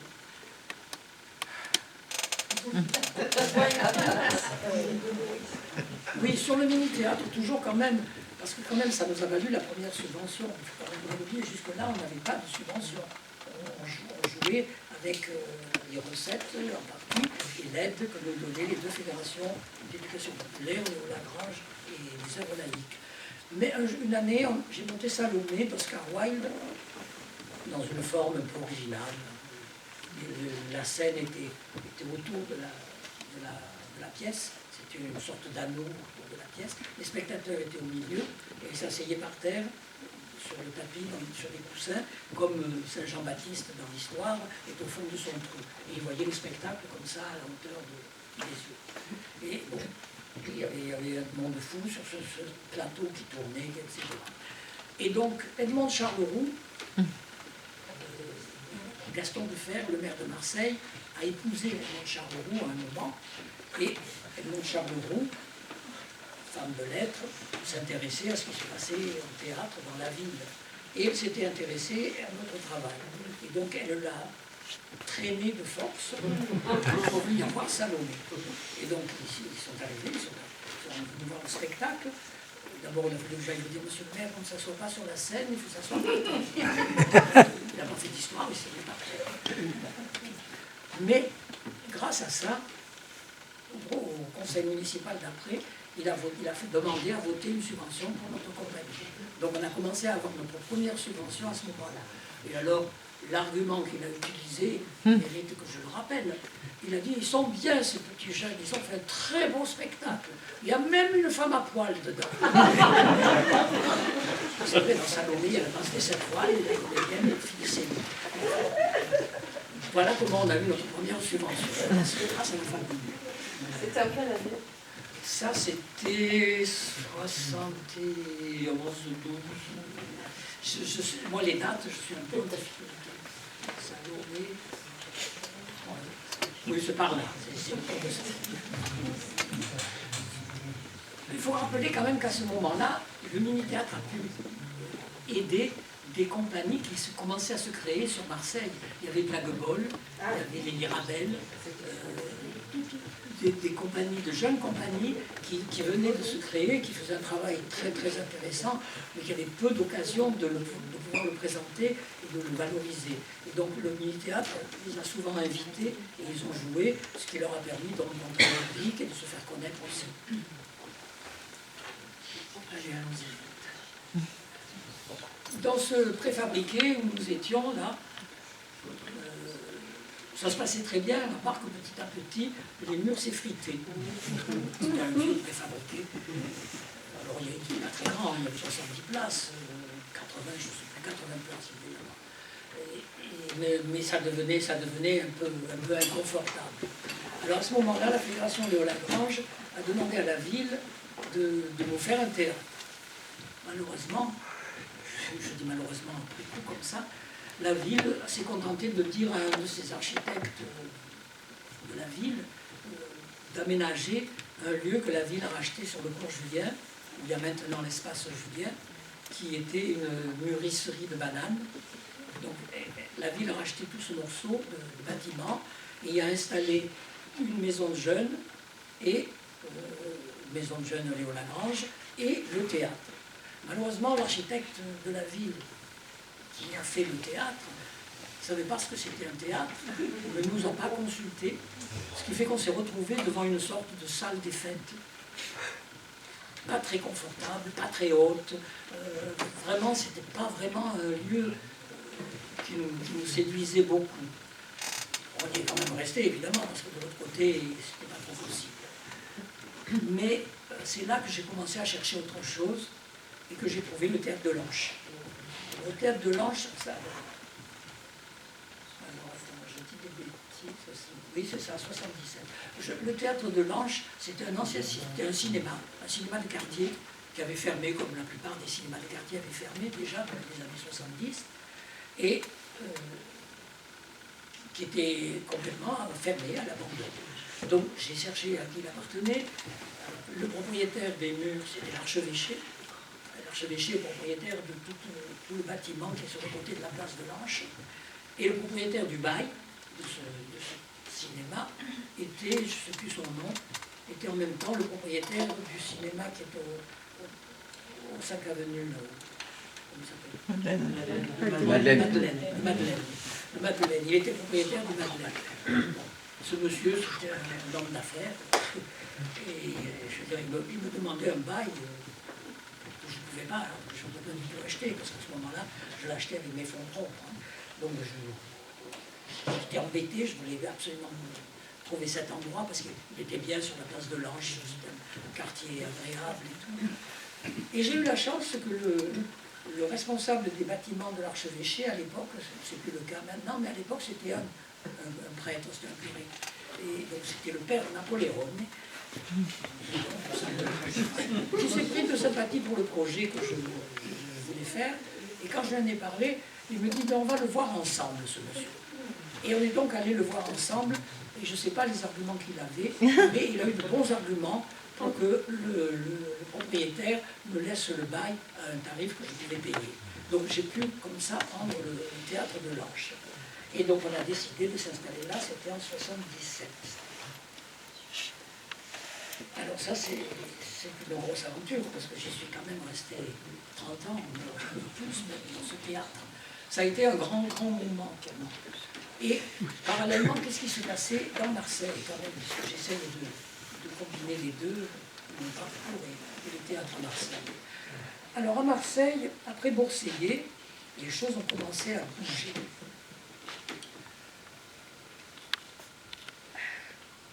Alors, je ne suis pas sûre de l'ordre chronologique des choses, mais enfin bon. Il y a eu d'abord Richard Martin qui est arrivé à peu près en même temps que moi d'ailleurs, et qui a obtenu le théâtre Toursky. Donc il s'est installé au théâtre Toursky où il a fait un très joli travail. il y a eu Andoni Zouloukas et Françoise Chapeau qui, ayant quitté Bourseillet, ont décidé de rester à Marseille. Et ils ont mis un peu de temps, mais enfin, après ils se sont installés à Massalia. Enfin, donc on commençait à avoir déjà plusieurs théâtres dans la ville. Plus tard, mais là c'est pareil, les années, je suis toujours un peu fou. Plus tard, il y a eu le théâtre du Merlan, qui s'est créé dans un quartier où il n'y avait pas grand-chose, et il s'est créé dans un ensemble commercial. La ville a souhaité qu'il y ait un théâtre, donc c'est créé le théâtre du Merlan. C'est Renaud Mouillac qui en a pris la direction, il a gardé un bon moment. Il existe toujours, il a changé de nom, mais il est toujours là, hein, c'est le ZEF. Est-ce que j'oublie? Alors le théâtre, c'est quand tu l'as créé, toi? 83. Voilà, oui. Après il y a eu le théâtre. Le théâtre qui s'est mis sur le quai, là, à côté de la Criée, et qui était un des lieux qui jalonnait comme ça le centre-ville d'activités culturelles et artistiques. Il y a eu, qui a eu après, des mois là, ceux qui sont là. À ce moment-là, je crois que sur ce moment-là, c'est à peu près tout. Il y en a eu d'autres. Le théâtre Mazenot. Alors la salle Mazenot, on peut en parler de la salle Mazenot. Alors la salle Mazenot, c'est un peu différent. La salle Mazenot, c'est une salle privée qui se loue, qui n'a pas d'activité propre. C'est une salle qui se loue. Enfin, les seules activités, non, c'est même pas elle. Je vais dire les chanteurs, tout ça, c'est même pas elle, c'est une association qui programme des chanteurs. Et la salle Mazenot, on peut la louer pour y faire du théâtre aussi. Quand je parlais de l'après-guerre, dans le théâtre amateur, il y avait aussi, j'ai oublié de les citer, mais il y avait des compagnies, il y avait les 4 vents. Je refais un peu marche arrière. Hein, je reviens juste à l'après-guerre pour dire le théâtre amateur qui était à Marseille. Il y avait les 4 vents. Les 4 vents, c'était Gaston Morin, qui faisait un très joli travail, un peu intellectuel, mais beau travail. Il y avait les 3 masques de Jean Morel, qui jouaient au gymnase. Ils avaient un accord avec le gymnase et ils donnaient leur représentation au gymnase. Et puis il y avait, à la salle Mazenot, il y avait Victor Bernus. Victor Bernus, alors il prétendait que c'était un théâtre professionnel, mais ce n'était pas le cas. Il travaillait avec souvent les élèves du conservatoire, qui voulaient devenir professionnels, mais qui ne l'étaient pas encore. Et il faisait donc des spectacles réguliers où beaucoup de scolaires venaient. Il avait très bien réussi sa propagande dans les classes, chez les enseignants, et les enseignants envoyaient, parce qu'ils montaient des classiques, que ce soit les classiques français ou Shakespeare, enfin des choses comme ça. C'était des grands auteurs, et les profs de français envoyaient les élèves voir ces spectacles-là. Donc, c'était pour dire que j'ai dit que le théâtre amateur était important à ce moment-là, mais je ne les ai pas cités, il ne faut quand même pas les oublier, ceux-là. Je reviens un peu plus tard, donc dans les années 77, 18. Voilà. À Marseille, à ce moment-là, les choses ont commencé à prendre forme. Marcel Maréchal a eu un rôle très important pour créer un public. C'est lui quand même qui a créé, je disais, Bourseillet c'est le premier qui a implanté un centre dramatique à Marseille, mais il avait quand même eu du mal au niveau du public marseillais. Par contre, Marcel Maréchal a réussi assez rapidement à multiplier les spectateurs, et vraiment avec lui, les Marseillais se sont pris de goût pour le théâtre et ont commencé à circuler dans les autres salles, et c'est à partir de là, on peut dire que le théâtre a pris à Marseille une place prépondérante, et peut-être qui, oui, a fait de Marseille, après Paris, une ville théâtrale. Lyon a des théâtres, mais pas de la même façon. Je pense que Lyon n'est pas aussi imprégné par le théâtre que Marseille est devenu à ce moment-là. Bon, continuons. Oui, alors, j'ai dit oui, comment j'ai pu créer le théâtre de l'Ange. Alors, le théâtre de l'Ange, c'était toute une affaire. D'abord, c'était un cinéma. Quand on est arrivé, il fallait prendre le cinéma comme il était. Alors, on a installé une scène en bois. Le théâtre était, l'écran était face, était du côté de la place. Donc sous l'écran, on avait une scène, et il y avait une salle en bas et un balcon de cinéma. Le balcon de cinéma, on ne pouvait pas s'en servir pour le public, parce que c'est fait pour le cinéma. C'est-à-dire que les gens qui sont assis au balcon, à part le premier rang, ils ne voient pas ce qu'il y a en bas. Ils voient l'écran qui est en face, donc le balcon, il ne servait à rien. Ce qui fait que très vite, on a décidé de faire nous-mêmes des travaux. On a cassé le balcon, on a mis une passerelle, enfin, on a fait des premiers travaux bricolés qui ont permis que le théâtre devienne vraiment un théâtre. Et il a fallu quand même attendre un peu pour que la ville se décide à faire les travaux nécessaires pour en faire un vrai théâtre. Et ça, on le doit à Dominique Vallon. Alors là, il faut revenir sur la politique culturelle de la ville. Comme je le disais, juste après-guerre, la ville n'avait pas de politique culturelle. Gaston Defferre, qui était maire, il a été de nombreuses fois, avait pris l'habitude de se faire élire avec un soutien d'une partie de la droite, et pour les remercier, il donnait la délégation culture à un élu de droite. Donc cet élu de droite, celui que j'ai connu, s'appelait Goudaro. Pour lui, la culture, c'était l'opéra, les musées. Rien d'autre. Donc ça a été très compliqué. Et là, il a fallu attendre alors, l'arrivée de Marcel Maréchal, c'est en quelle année? 75. Voilà, 75. Donc il a fallu attendre l'arrivée de Marcel Maréchal, qui m'avait demandé de faire une grande fête au Palais de Longchamp. On avait fait la grande fête en bleu. J'en parlerai tout à l'heure en parlant des fêtes. Mais à l'occasion de cette fête, entre autres, on avait fait un feu d'artifice de jour, c'est-à-dire avec des fumées de couleurs. Et en particulier, on avait demandé à ce que les musées soient ouverts. Et pendant la journée, il y avait des discussions, des débats dans les musées, et les gens, et les enfants en particulier, circulaient librement dans les musées, ce qui fait que les gardiens s'arrachaient les cheveux, et l'élu à la culture poussait une gueulante en disant « qu'est-ce que c'est cette chienlit ?» etc. Ce qui a donné l'occasion à Gaston Defferre de le virer, et de mettre à sa place, alors, pas un homme de gauche, mais un homme de centre-gauche, disons, Marcel Paoli. Marcel Paoli, qui a été un des élus de la culture les plus efficaces et les plus importants pour notre ville. Marcel Paoli, avec un budget relativement modeste, a quand même stimulé tout un tas de choses qui ont donné ensuite, qui ont fait des petits, qui se sont développés. C'est lui qui a lancé l'idée des festivals de quartier. Donc à ce moment-là, donc dans les années entre 75 et 80, disons, on a créé des festivals. Il y a eu Saint-Victor, avec Jean Herman, qui faisait un festival de théâtre de rue, disons. C'est un peu simplifié, mais enfin c'est un peu ça. Il y avait Robert Badani, là, le fameux directeur de la maison de jeunes de la Place Carly, qui faisait un festival opéra à Borelli. Il faisait ça avec l'Opéra de Marseille. Donc. Il y avait Bruno Mayol, qui faisait un festival sur la musique noire, la musique africaine, les chanteurs et les musiciens africains. Et puis moi, qui avais fait le Festival des îles, sur lequel je reviendrai tout à l'heure. Donc, grâce à Marcel Paoli, il y a eu comme ça dans la ville tout un tas de manifestations culturelles et des festivals de qualité qui se sont placés comme ça et qui ont continué. Donc vous voyez comment il a fallu attendre quand même après la Deuxième Guerre mondiale. On parle des années 75, là, 80 presque.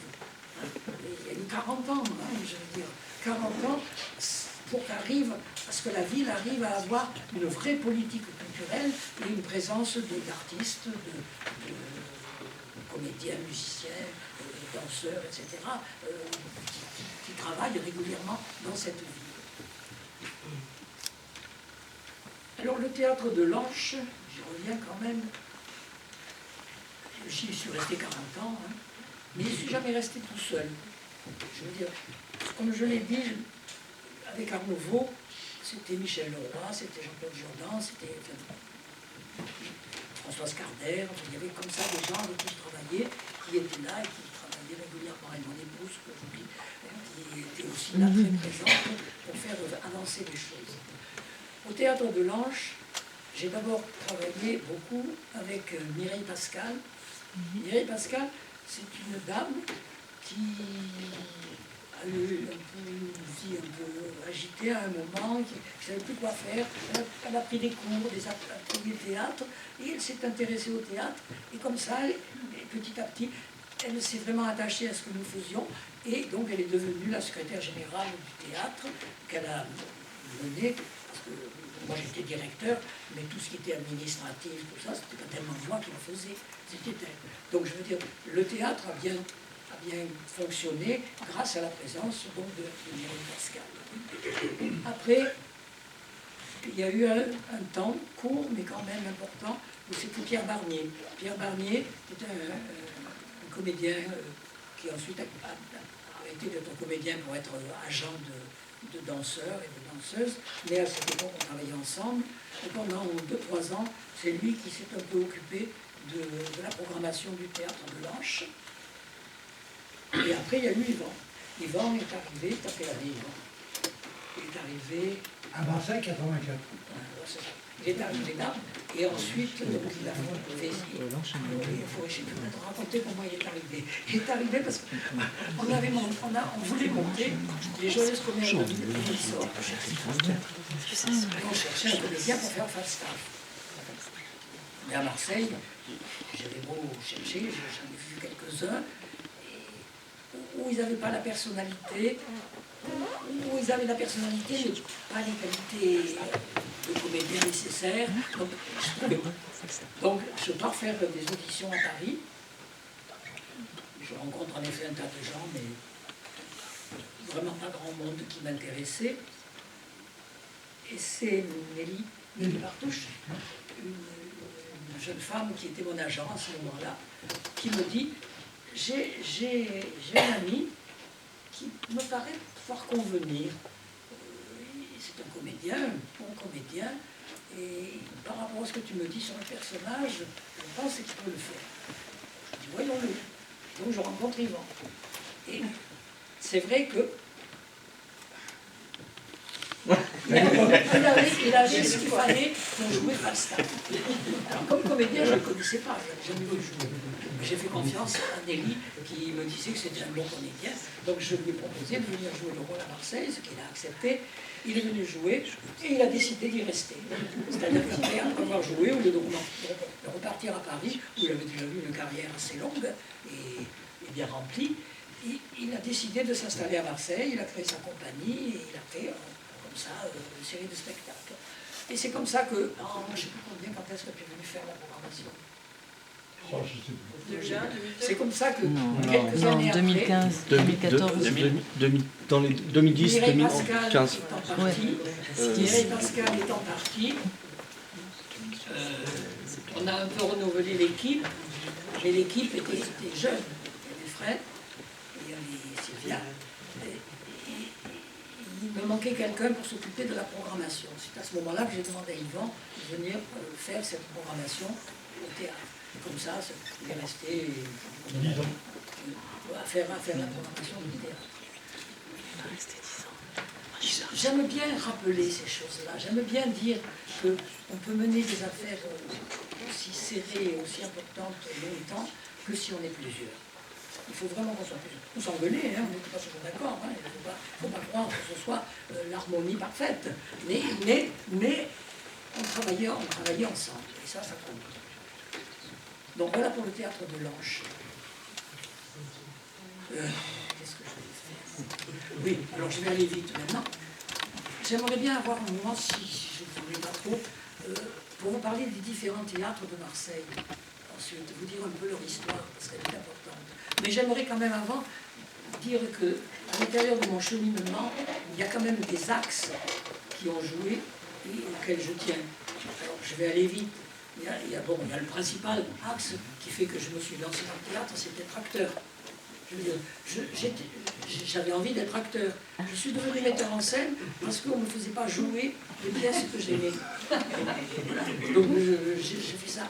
Et après, je montais des pièces avec une compagnie et on ne savait pas où les jouer. Donc je suis devenu directeur de théâtre. C'est un peu comme ça que les choses se sont faites.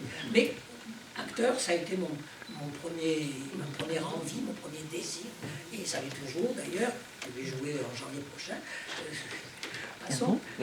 J'ai joué un nombre de rôles assez incroyables.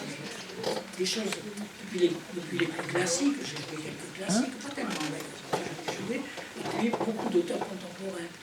Et il y a une chose que je veux dire là-dessus, c'est que j'adore jouer des personnages assez spécifiques. Parmi ceux-là, j'en ai quelques-uns que je veux citer. Il y a eu Ella, Martin Bourges, qui est en mise en scène. Je faisais un personnage incroyable d'un garçon dont la mère a été violée, maltraitée de toute façon par les nazis. Et ils vivent maintenant dans un poulailler. Elle a perdu la parole, elle est complètement amorphe devant une écran de télévision vide. Et lui a absorbé la mère et il parle la mère, c'est-à-dire il parle comme s'il était la mère. Il raconte la vie de cette femme à travers...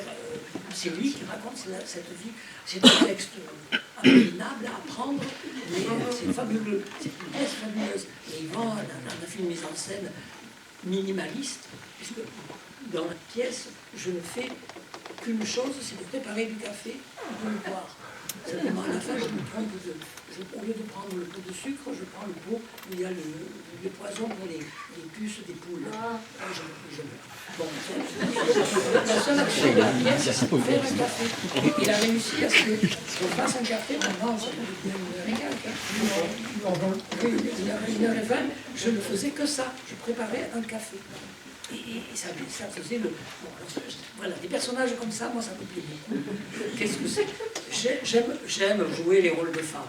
Ça m'a fait jouer aussi, il m'a fait jouer dans Les Bonnes de Genet, j'ai joué Madame, et là j'ai pris un grand plaisir aussi. Alors des femmes, Carole Errante, la metteur en scène Carole Errante, aime bien me faire jouer des rôles de femmes. Dans le cas Blanche-Neige de Howard Barker, elle me faisait jouer c'est l'histoire de Blanche-Neige, elle me faisait jouer la servante de la reine qui porte son miroir. Donc j'étais une sorte de harpie qui monte son cul, et je veux dire, c'est un personnage extraordinaire. Elle m'a fait jouer ensuite, alors là j'étais fière parce que Macha Makayev avait fait à la Criée une programmation d'un triptyque qu'elle avait appelé le triptyque transgenre. C'est-à-dire un triptyque, 3 pièces, où c'était des hommes qui jouaient les rôles de femmes. Et alors, je suis très fière quand même, parce que les autres pièces, c'était Olivier Py, le directeur du festival, qui a été directeur du festival d'Avignon, et l'autre, c'était Michel Faux, qui joue régulièrement aussi ces rôles-là. Et moi, j'étais le 3e dans une pièce qui s'appelait La Mexicaine est déjà descendue. Et là, je jouais, c'était un rôle très classique, hein, je veux dire. Mais il fallait que je sois très femme du début jusqu'à la fin, et ça marchait. Enfin, pour dire que j'aime bien jouer des choses exceptionnelles. Je peux dire aussi que je n'ai pas hésité à la nudité. Je dis, on dit mec, il y a 25 ans maintenant, je n'étais pas jeune, j'avais 63 ans, monte Quartet d'Ainer Müller, et il me fait jouer entièrement nu, du début jusqu'à la fin. Je l'ai fait. Non, ça ne me dérange pas, je veux dire. Quand on est comédien, c'est ce genre de choses qui ne doivent pas gêner. Je veux dire, je suis toujours extrêmement surpris quand je travaille avec des amateurs ou des ateliers, d'amateurs aussi, que les gens hésitent à se toucher, hésitent à se montrer. Je veux dire, on est comédien. Quand on est comédien, moi je dis, comme je disais toujours quand on me posait la question sur le fait de jouer nu, qu'est-ce que ça fait? Je dis, c'est moins indécent pour moi que certains rôles où je dois jouer des choses de moi que je trouve indécentes, mais des choses intérieures, que je suis obligée de sortir comme comédien. Et je me dis, ça c'est ça. Là je me mets plus à poil dans ce genre de rôle que lorsque j'enlève mes vêtements. Et ça, donc ça c'est pour dire que j'aimais ça. je veux dire aussi, là je fais un... J'ai jamais appris le théâtre à l'école. J'ai appris le théâtre dans des stages de jeunesse et sport, mais sur le tas. J'ai appris le théâtre sur le tas, et parfois, au début, avec des compagnies. C'était ce que j'appelle le théâtre chichois. J'ai pas de choses à raconter. Je jouais avec Jean Morel, j'en ai parlé tout à l'heure, qui joue au gymnase. Il me téléphone, enfin, j'ai joué plusieurs fois pour lui. Alors il me téléphone, par exemple, il me dit, oh, il avait un accent marseillais. Il me dit, Vincent, vous voulez jouer Scapin? Les fourberies de Scapin? Oui, bien sûr. Bon, il me dit, ben, c'est bien, alors apprenez-le. J'ai dit, mais quel rôle? Scapin? Ah, oui, bon, il dit, on joue quand? La semaine prochaine. Et on répète quand? Mercredi et vendredi. Je l'ai fait, ça. J'ai joué Scapin. Aujourd'hui, je lis Scapin, je me dis, tu as appris ça. J'ai appris Scapin en 2 jours, quoi. Fallait bien. Et j'ai répété 2 fois. Alors lui, il était très bien parce qu'il jouait dans les pièces. Et il faisait la mise en scène pendant qu'on jouait. Sur scène, il parlait, il bougeait comme ça. Avance, avance, va au fond. Il nous dirigeait comme ça pendant qu'on jouait. C'était aussi une histoire pour lui, avec sa compagnie. Là, je ne jouais pas, j'étais spectateur, mais c'était Othello. Il faisait Othello, c'était en Merci, bien sûr. Il jouait sur une scène en plein air. Il avait fait humide et tout, le plancher était glissant. Et à la fin, pendant qu'il étrangle Desdémone, il y avait la servante qui arrivait en courant. Et la pauvre glisse et passe à moitié sous le lit. Elle apparaissait comme ça sous le lit. Évidemment, la salle croulait de rire. Et lui, il était en train d'étrangler Desdémone. Il disait à la comédienne, salope, c'est le travail. C'est comme ça que j'ai appris le théâtre. Si je me sens à l'aise sur une scène, c'est bien parce que je l'ai appris comme ça. Je l'ai appris avec des gens. Je ne sais pas ce que c'était pour eux le théâtre. C'est pas ça, moi, pour moi, le théâtre. Mais bon, je l'ai appris comme ça. Et voilà, c'était pour dire. Oui, alors après, metteur en scène, je l'ai beaucoup été. Alors ça m'intéresse. Mais je ne peux pas dire que ce soit ma priorité. Je préfère être acteur que metteur en scène. Des spectacles que j'ai mis en scène, il y en a quelques-uns auxquels je tiens, parce que j'y mets beaucoup d'intention dedans. Je vous ai parlé de ce Mal d'Aurore qu'on a joué au théâtre du gymnase. On a travaillé quand même 3 ou 4 mois dessus, pour y arriver quotidiennement. Et c'est un spectacle qu'on a joué qu'une fois, mais j'y tiens parce qu'il avait une dimension assez exceptionnelle. Il y avait eu le jeu d'Antigone, de Sophocle, mais Pierrette était dans le coup. J'ai un bon souvenir, même si je les ai fait chier, parce que c'était plus une chorégraphie que du théâtre. Ils avaient à faire des choses gymniques même. Mais bon, c'est une mise en scène qui m'a marqué. Il y a eu Caligula de Camus, qu'on a joué à plusieurs reprises. Enfin, il y a eu Gaspard de Peter Hank, que j'ai mis en scène avec Pierre Verbaste. Il y avait Liberté à Brême aussi de Fassbinder, c'était une belle pièce. Bon, enfin. Et puis j'avais mis en scène une pièce de Martin Walser, qui s'appelle Corps à corps. Martin Walser, c'est un auteur allemand. Le directeur du Goethe-Institut de Marseille me l'avait présenté à Avignon, pour un festival. Et Martin Walser m'avait dit, oh, j'ai une pièce que j'aimerais bien voir jouer en France, je vais vous la passer. Il m'avait passé sa pièce qui s'appelle Corps à corps. C'est un couple, un homme et une femme. C'était François Géronimi, un de nos comédiens qui est mort maintenant, et Tania Sorceva, la femme de Richard Barquin, qui le jouait. Et je l'ai monté tel que moi je l'ai ressenti en le lisant. C'est une scène, c'est pas vraiment une scène de ménage, c'est un couple qui se sépare sans vouloir se séparer. Enfin, c'est très très fin comme travail. Et Martin Walser est venu me voir jouer, Et il était heureux, et ça m'a fait plaisir. Il m'a dit, oh, c'est la première fois qu'on ne le joue pas comme une comédie. Il dit, en Allemagne, les gens le montrent comme une comédie. C'est toujours possible. Mais moi, je n'avais pas fait une comédie. Il y avait des choses amusantes dedans. Mais c'était vraiment un drame, le drame d'un couple. Ça, il y avait un côté tragique. Et ça, il avait beaucoup aimé, et ça m'a flatté beaucoup de savoir qu'il avait aimé. Bon, et puis évidemment, la mise en scène que j'aime, à laquelle je tiens, c'est Salomé d'Oscar Wilde, alors qu'on a joué, qui a été quand même programmé au Festival d'Avignon. Il ne faut pas oublier ça. On l'a joué à la Chartreuse de Villeneuve, pendant le Festival je ne sais plus en quelle année, mais enfin, voilà, ça, voilà. Ce que je veux dire aussi, c'est la place du théâtre des amateurs dans mon cheminement. Bon, j'ai commencé par faire du théâtre en amateur. D'abord parce qu'il y avait rien d'autre de possible à Marseille. À cette époque-là, dans les années 60, on ne pouvait pas faire autre chose que du théâtre amateur. Mais très vite, je me suis intéressée, lorsque ensuite c'était Jeunesse et Sport, et que j'allais voir les compagnies, comme ça je voyais les autres, je voyais ce qu'ils faisaient. Je me suis très intéressée au théâtre des amateurs sur le plan...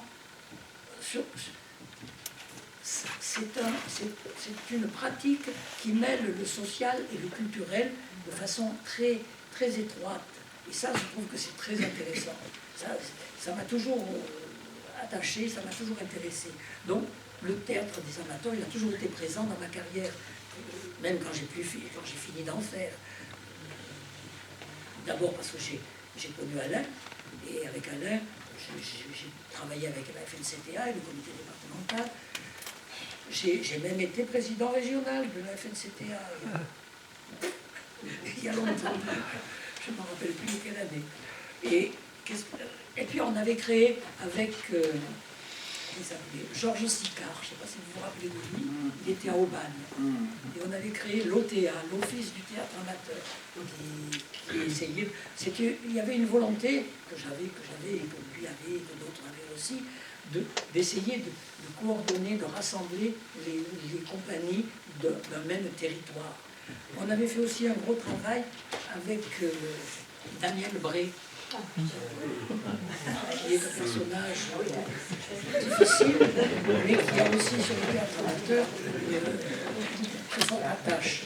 Et on avait fait, pendant 2 ans, on a fait ce qu'on appelait le théâtre amateur en question, c'est ça? Ouais. TAC. Le TAC. Le théâtre amateur en question, TAC, qui étaient des rencontres, des débats, enfin, on réfléchissait sur ce que c'est le théâtre amateur et comment on peut le faire et comment il faut le faire, etc. Donc c'est pour dire que le théâtre amateur, je ne l'ai jamais abandonné, j'ai continué toujours. Au théâtre de l'Anche, les amateurs avaient leur place, ils étaient programmés. Il y a un peu de théâtre qui programmait des amateurs. Et là, aujourd'hui, je travaille avec la compagnie Corail. Bon, je vais peut-être arrêter, ça fait 3 ans que je travaille avec eux, je vais peut-être faire autre chose, mais je veux dire, je tiens toujours à ce que cette relation aux amateurs soit très présente et qu'on pousse les amateurs dans la démarche qu'ils aiment faire du théâtre. Il faut les aider à faire du théâtre. Il faut leur permettre de le faire. Je pense qu'il n'y a que le Lanche qui a créé un poste, c'était mon poste, en tant qu'amateur, le seul théâtre, mais un poste permanent pour les amateurs. Le poste d'Alain, on a embauché Alain, son poste c'était le théâtre amateur. Et c'est vrai que les théâtres professionnels n'ont personne qui s'occupe du théâtre amateur. Même lorsque de temps en temps ils ouvrent leur salle. Il n'y a pas quelqu'un dans le théâtre qui travaille avec les amateurs, évidemment. Je voudrais aussi souligner mon intérêt pour l'international. Ça aussi, pendant toute ma carrière, j'ai cherché à faire des choses avec l'international parce que je crois que le théâtre n'a pas de frontières. Il est partout. Et c'est compliqué, parce qu'il y a le problème des langues. Mais j'y ai toujours tenu. Alors ça a commencé par une tournée d'amateurs. En 1971, la compagnie Art Nouveau, qui était amateur, a fait une tournée d'1 mois au Mexique.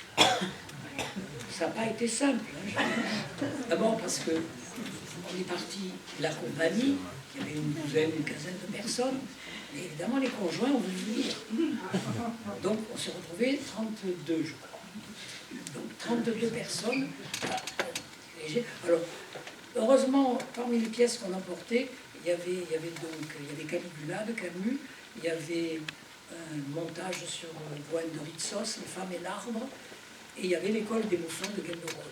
Et dans l'école des bouffons, j'avais mis des bouffons, qui étaient des personnages qui étaient des sortes d'asticots qui rampaient sur le sol. Ils étaient en collant rose, ça rampait, ça se chevauchait, ça grandit. Donc ce qui fait qu'on a mis tous les conjoints. Les qui viennent, il fallait on ne pouvait pas dire à l'association qui nous invitait, on vient avec les conjoints. Donc c'était des acteurs. Donc ça, on a fait pendant... Oui, c'était vraiment une aventure. Bon, on avait cherché un vol pas trop cher, parce que ça, c'était nous qui le payions. On payait le vol. On était accueillis pendant un mois au Mexique, mais le voyage, il fallait qu'on le prenne à notre charge. Donc on avait trouvé un vol qui partait de... l'Allemagne. Il partait dans l'Allemagne, je m'en rappelle plus. De Francfort. De Francfort. Il partait de Francfort. Bon, il fallait aller à Francfort. Alors, qu'est-ce qu'on a fait? On a acheté au domaine un bus. Vous savez, les bus, les domaines, parce qu'ils ont bien utilisé. On a trouvé un bus qui marchait encore, mal, mais il marchait. Il coûtait pas très cher. On a acheté le bus et on est parti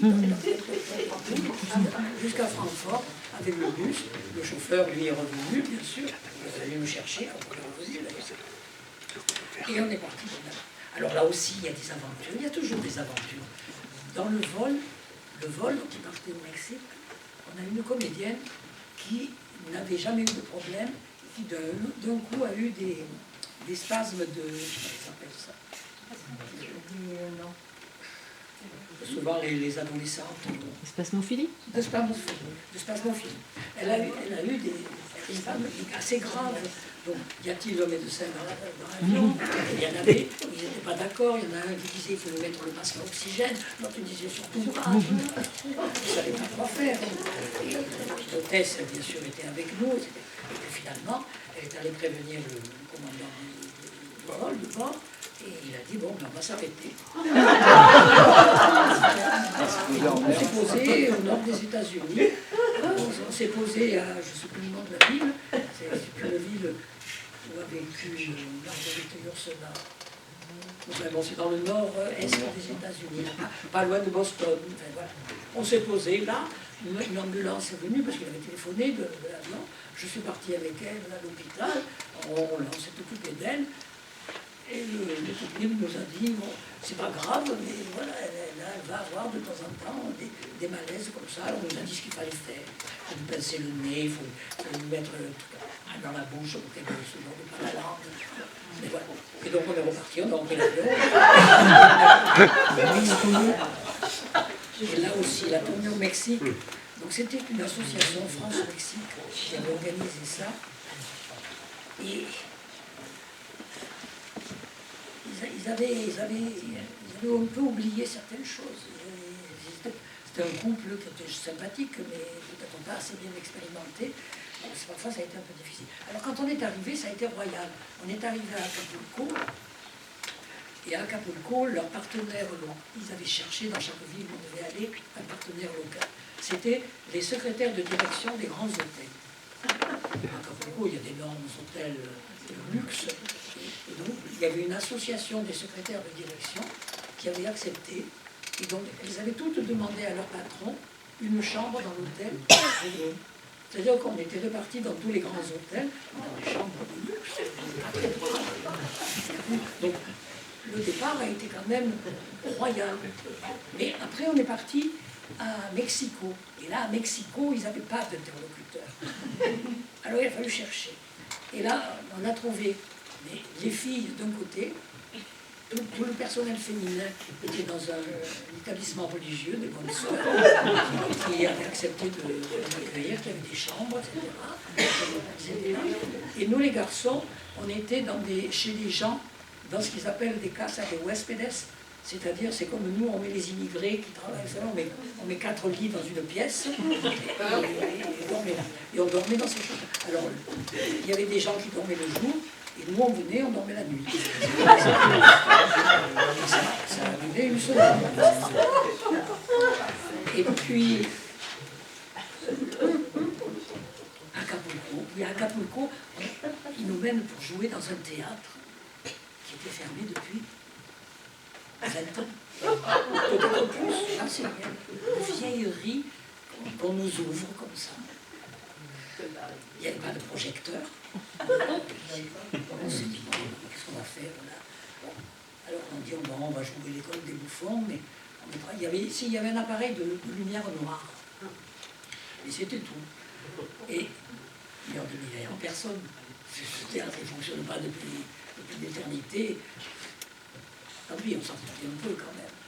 Mais et le soir, non seulement il n'y avait pas personne, mais il y avait un monde abominable. Alors, le théâtre était comme un buisson, c'est-à-dire que le mur du fond se levait et derrière il y avait une colline. Donc, on a joué là, les spectateurs, il y en avait dans la salle, il y en avait sur la colline, il y en avait partout. On a joué à la lumière noire, je ne sais pas ce que ça donnait pour les spectateurs. Je dis que voilà une chose bizarre dont on n'a pas l'explication. Bon, enfin voilà, toujours été que voilà, on a fait ça, c'était pour parler de l'international, ça se passe au Mexique. Après, on a joué aussi, alors, quand on joue, nous, à l'extérieur, c'est toujours un peu compliqué à cause de la langue. Alors c'est vrai qu'on a joué en Suisse, au festival des petits théâtres. On a joué 2 ans, non? On a joué 2 années au festival des petits théâtres, c'était sympa. Après, nous, le Théâtre de l'Arche a fait un partenariat avec un théâtre à Bruxelles, le Théâtre de la Vie, qu'on invitait, qui venaient jouer chez nous, on allait jouer chez eux, et ça on l'a fait pendant plusieurs années. Et puis il y a eu la Pologne. Alors la Pologne, là j'y suis allé très souvent. Ça a commencé par un festival. Il y a un festival d'étudiants de théâtre à Wrocław, en Pologne. Je suis allé une première année voir, parce que je voulais voir le festival.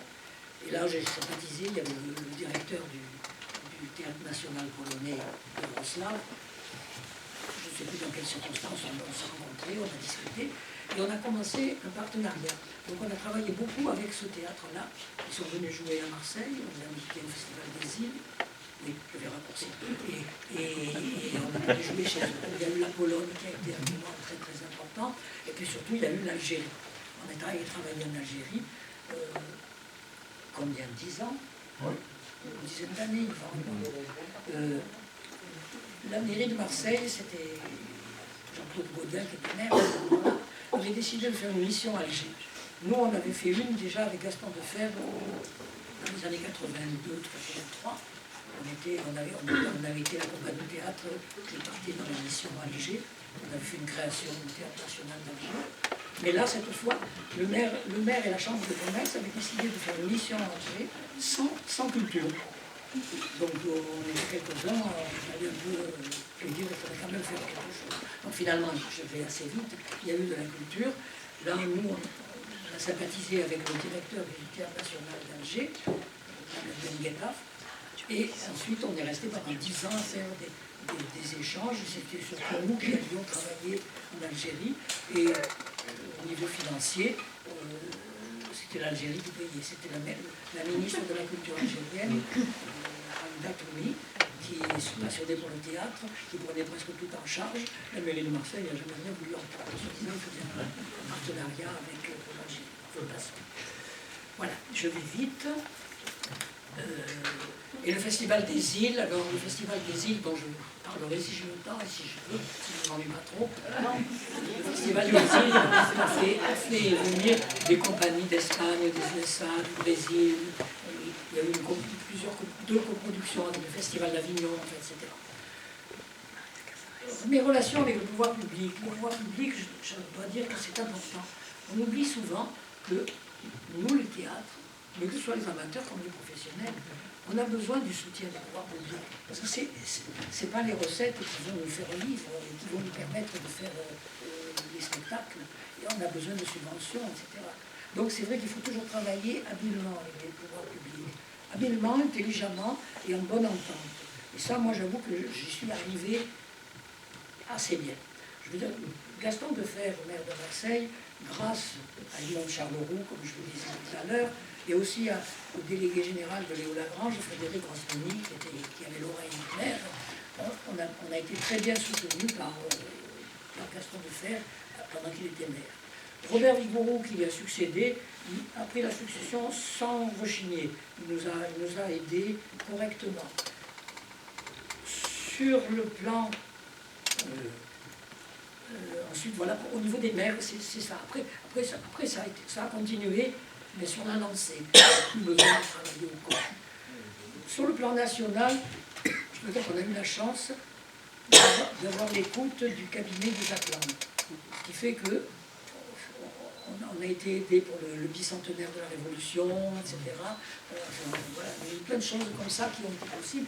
Mais je crois qu'il faut se dire, quand on travaille dans le théâtre, il faut se dire qu'est-ce que j'ai envie de faire, qu'est-ce que les pouvoirs publics attendent. Et essayer de trouver l'endroit où ces deux choses peuvent se joindre et se mettre ensemble. Et c'est ce que j'ai toujours un peu essayé de faire. Sous Jean-Claude Gaudin, ce n'est pas le maire il ne s'intéressait absolument pas au théâtre.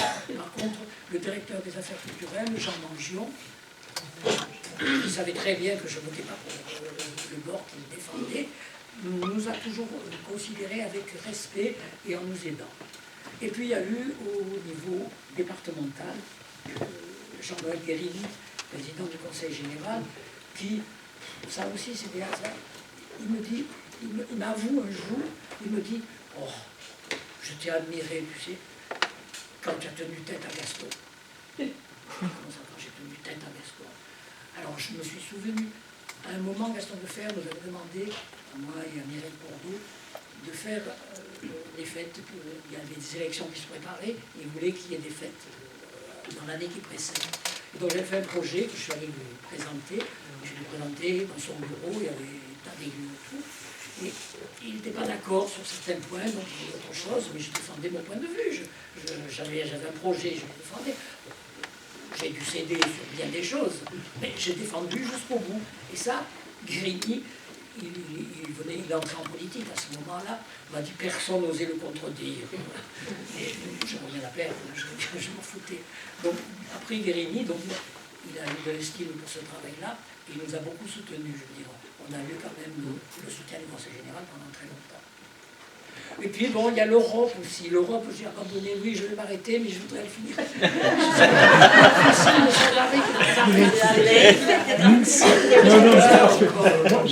je voudrais quand même aller vite.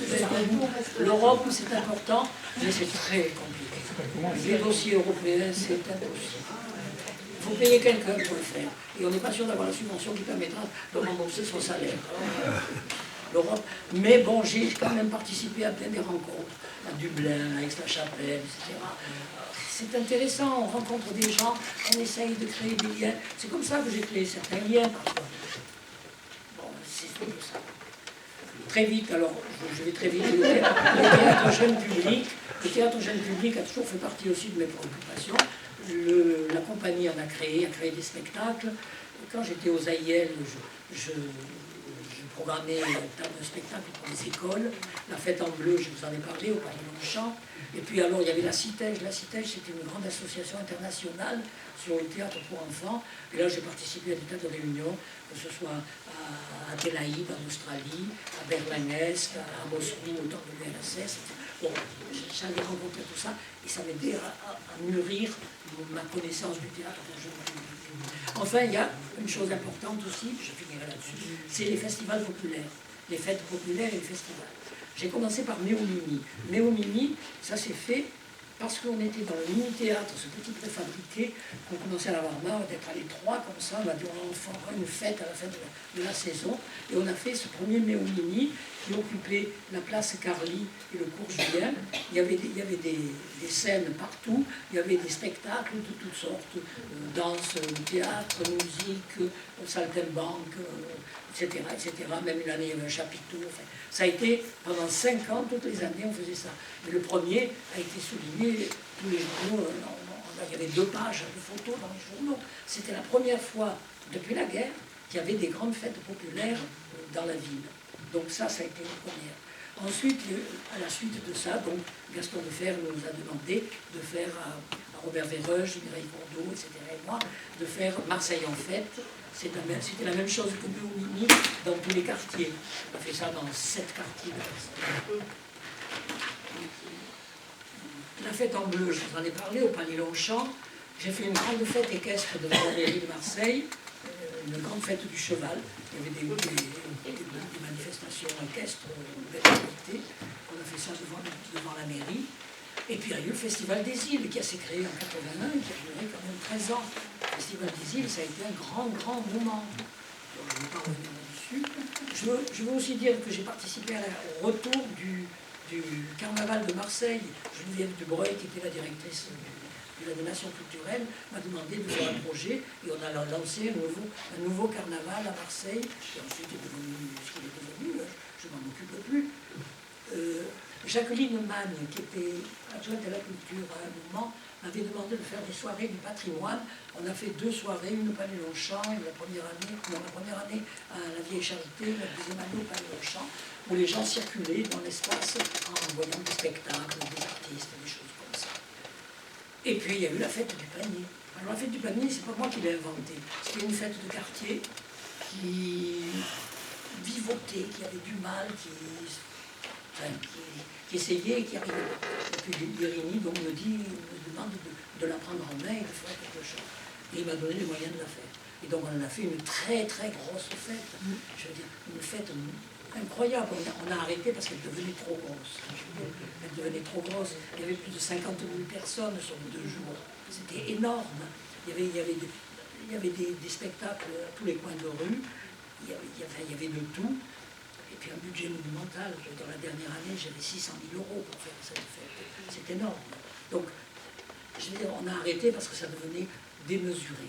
Mais c'est pour dire que les manifestations festives, les festivals, c'est aussi un des axes sur lesquels j'ai voulu travailler et où j'ai pu travailler.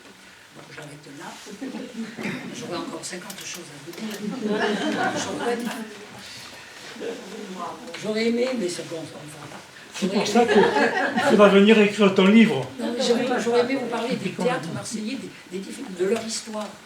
Depuis le premier dont il reste quelques pierres, dans le collège de Villefort, quelques pierres, le premier théâtre français.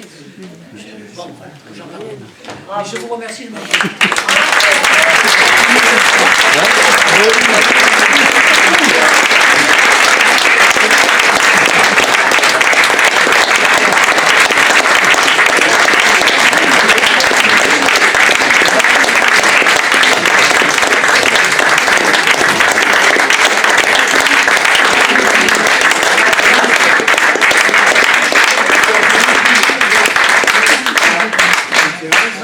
Et on voulait quand même, au nom des amateurs, te remercier pour ce que tu as fait pour nous. Oui, donc on y tenait. Alors, moi les discours, je ne sais pas trop les faire, mais c'était un peu je t'ai dit, j'ai envoyé au hasard des invitations. Le hasard, il n'est pas pour beaucoup de choses. C'est que je voulais qu'aujourd'hui on se retrouve tous. Voilà, et, donc, il y a quelques petits trucs. Après, on se retrouvera à l'extérieur, mais là, 2 secondes de moi aussi.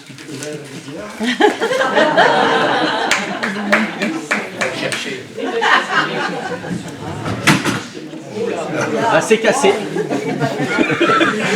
C'était un vase en cristal. Bruno Scotch.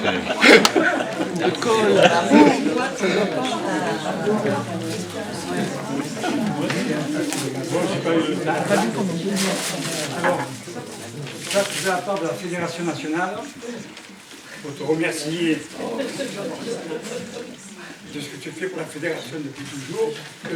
Si moi j'ai fait beaucoup de choses aussi des 13, c'est parce que grâce à toi avec Guérini, chaque fois qu'on allait le voir, on savait le prendre. Maintenant qu'il n'est plus là, mais bon, mais c'est vrai.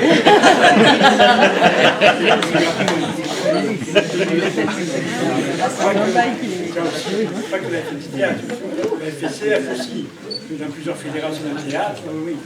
Voilà, donc merci à toi. Merci à toi, merci à tous.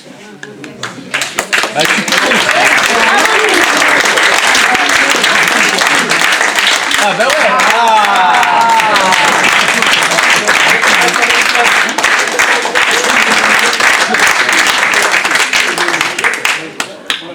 Elle voulait venir, elle n'a pas pu venir. Mais c'est pas tout, mais c'est pas tout. Alors, cher ami, pour une fois qu'on fait un hommage à quelqu'un de vivant, je trouve ça absolument fantastique. Ça, c'est ce que moi j'ai voulu, c'est pour ça. J'en ai marre d'aller faire des trucs. Et alors, de la part de tout le monde, ta femme t'a supporté pendant des années, tu lui as fait faire L'astico, ouais. voilà, un petit cadeau pour vous deux, que vous illustrerez à notre santé. Tout à fait. C'est à côté de...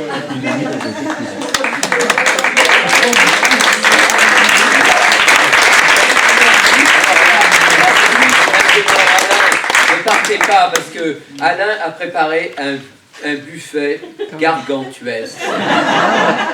Je lui ai dit, il y en a à peu près pour 150 personnes, la quincaillerie ne contient que 50. De grâce, ne partez pas, finissez la soirée. Finissons la soirée ensemble. J'ai pu vous donner soif surtout. Moi j'ai toujours le côté pratique, pour ceux qui ne savent pas. Vous allez sortir prendre le verre, vous nous donnez 10 minutes, prenez une salle, et vous savez que moi dans mes buffets, il n'y a pas d'assiette. C'est des cocktails, vous vous débrouillez avec des pics, tout ça, voilà, mais il y a tout est en place déjà, ou presque. On se retrouve à l'extérieur et on échange un peu. Et depuis qu'on te disait, fais-nous un livre de tout ça, si tu fais un livre, on a 2000 pages. Là, je vous en ai raconté que le quart.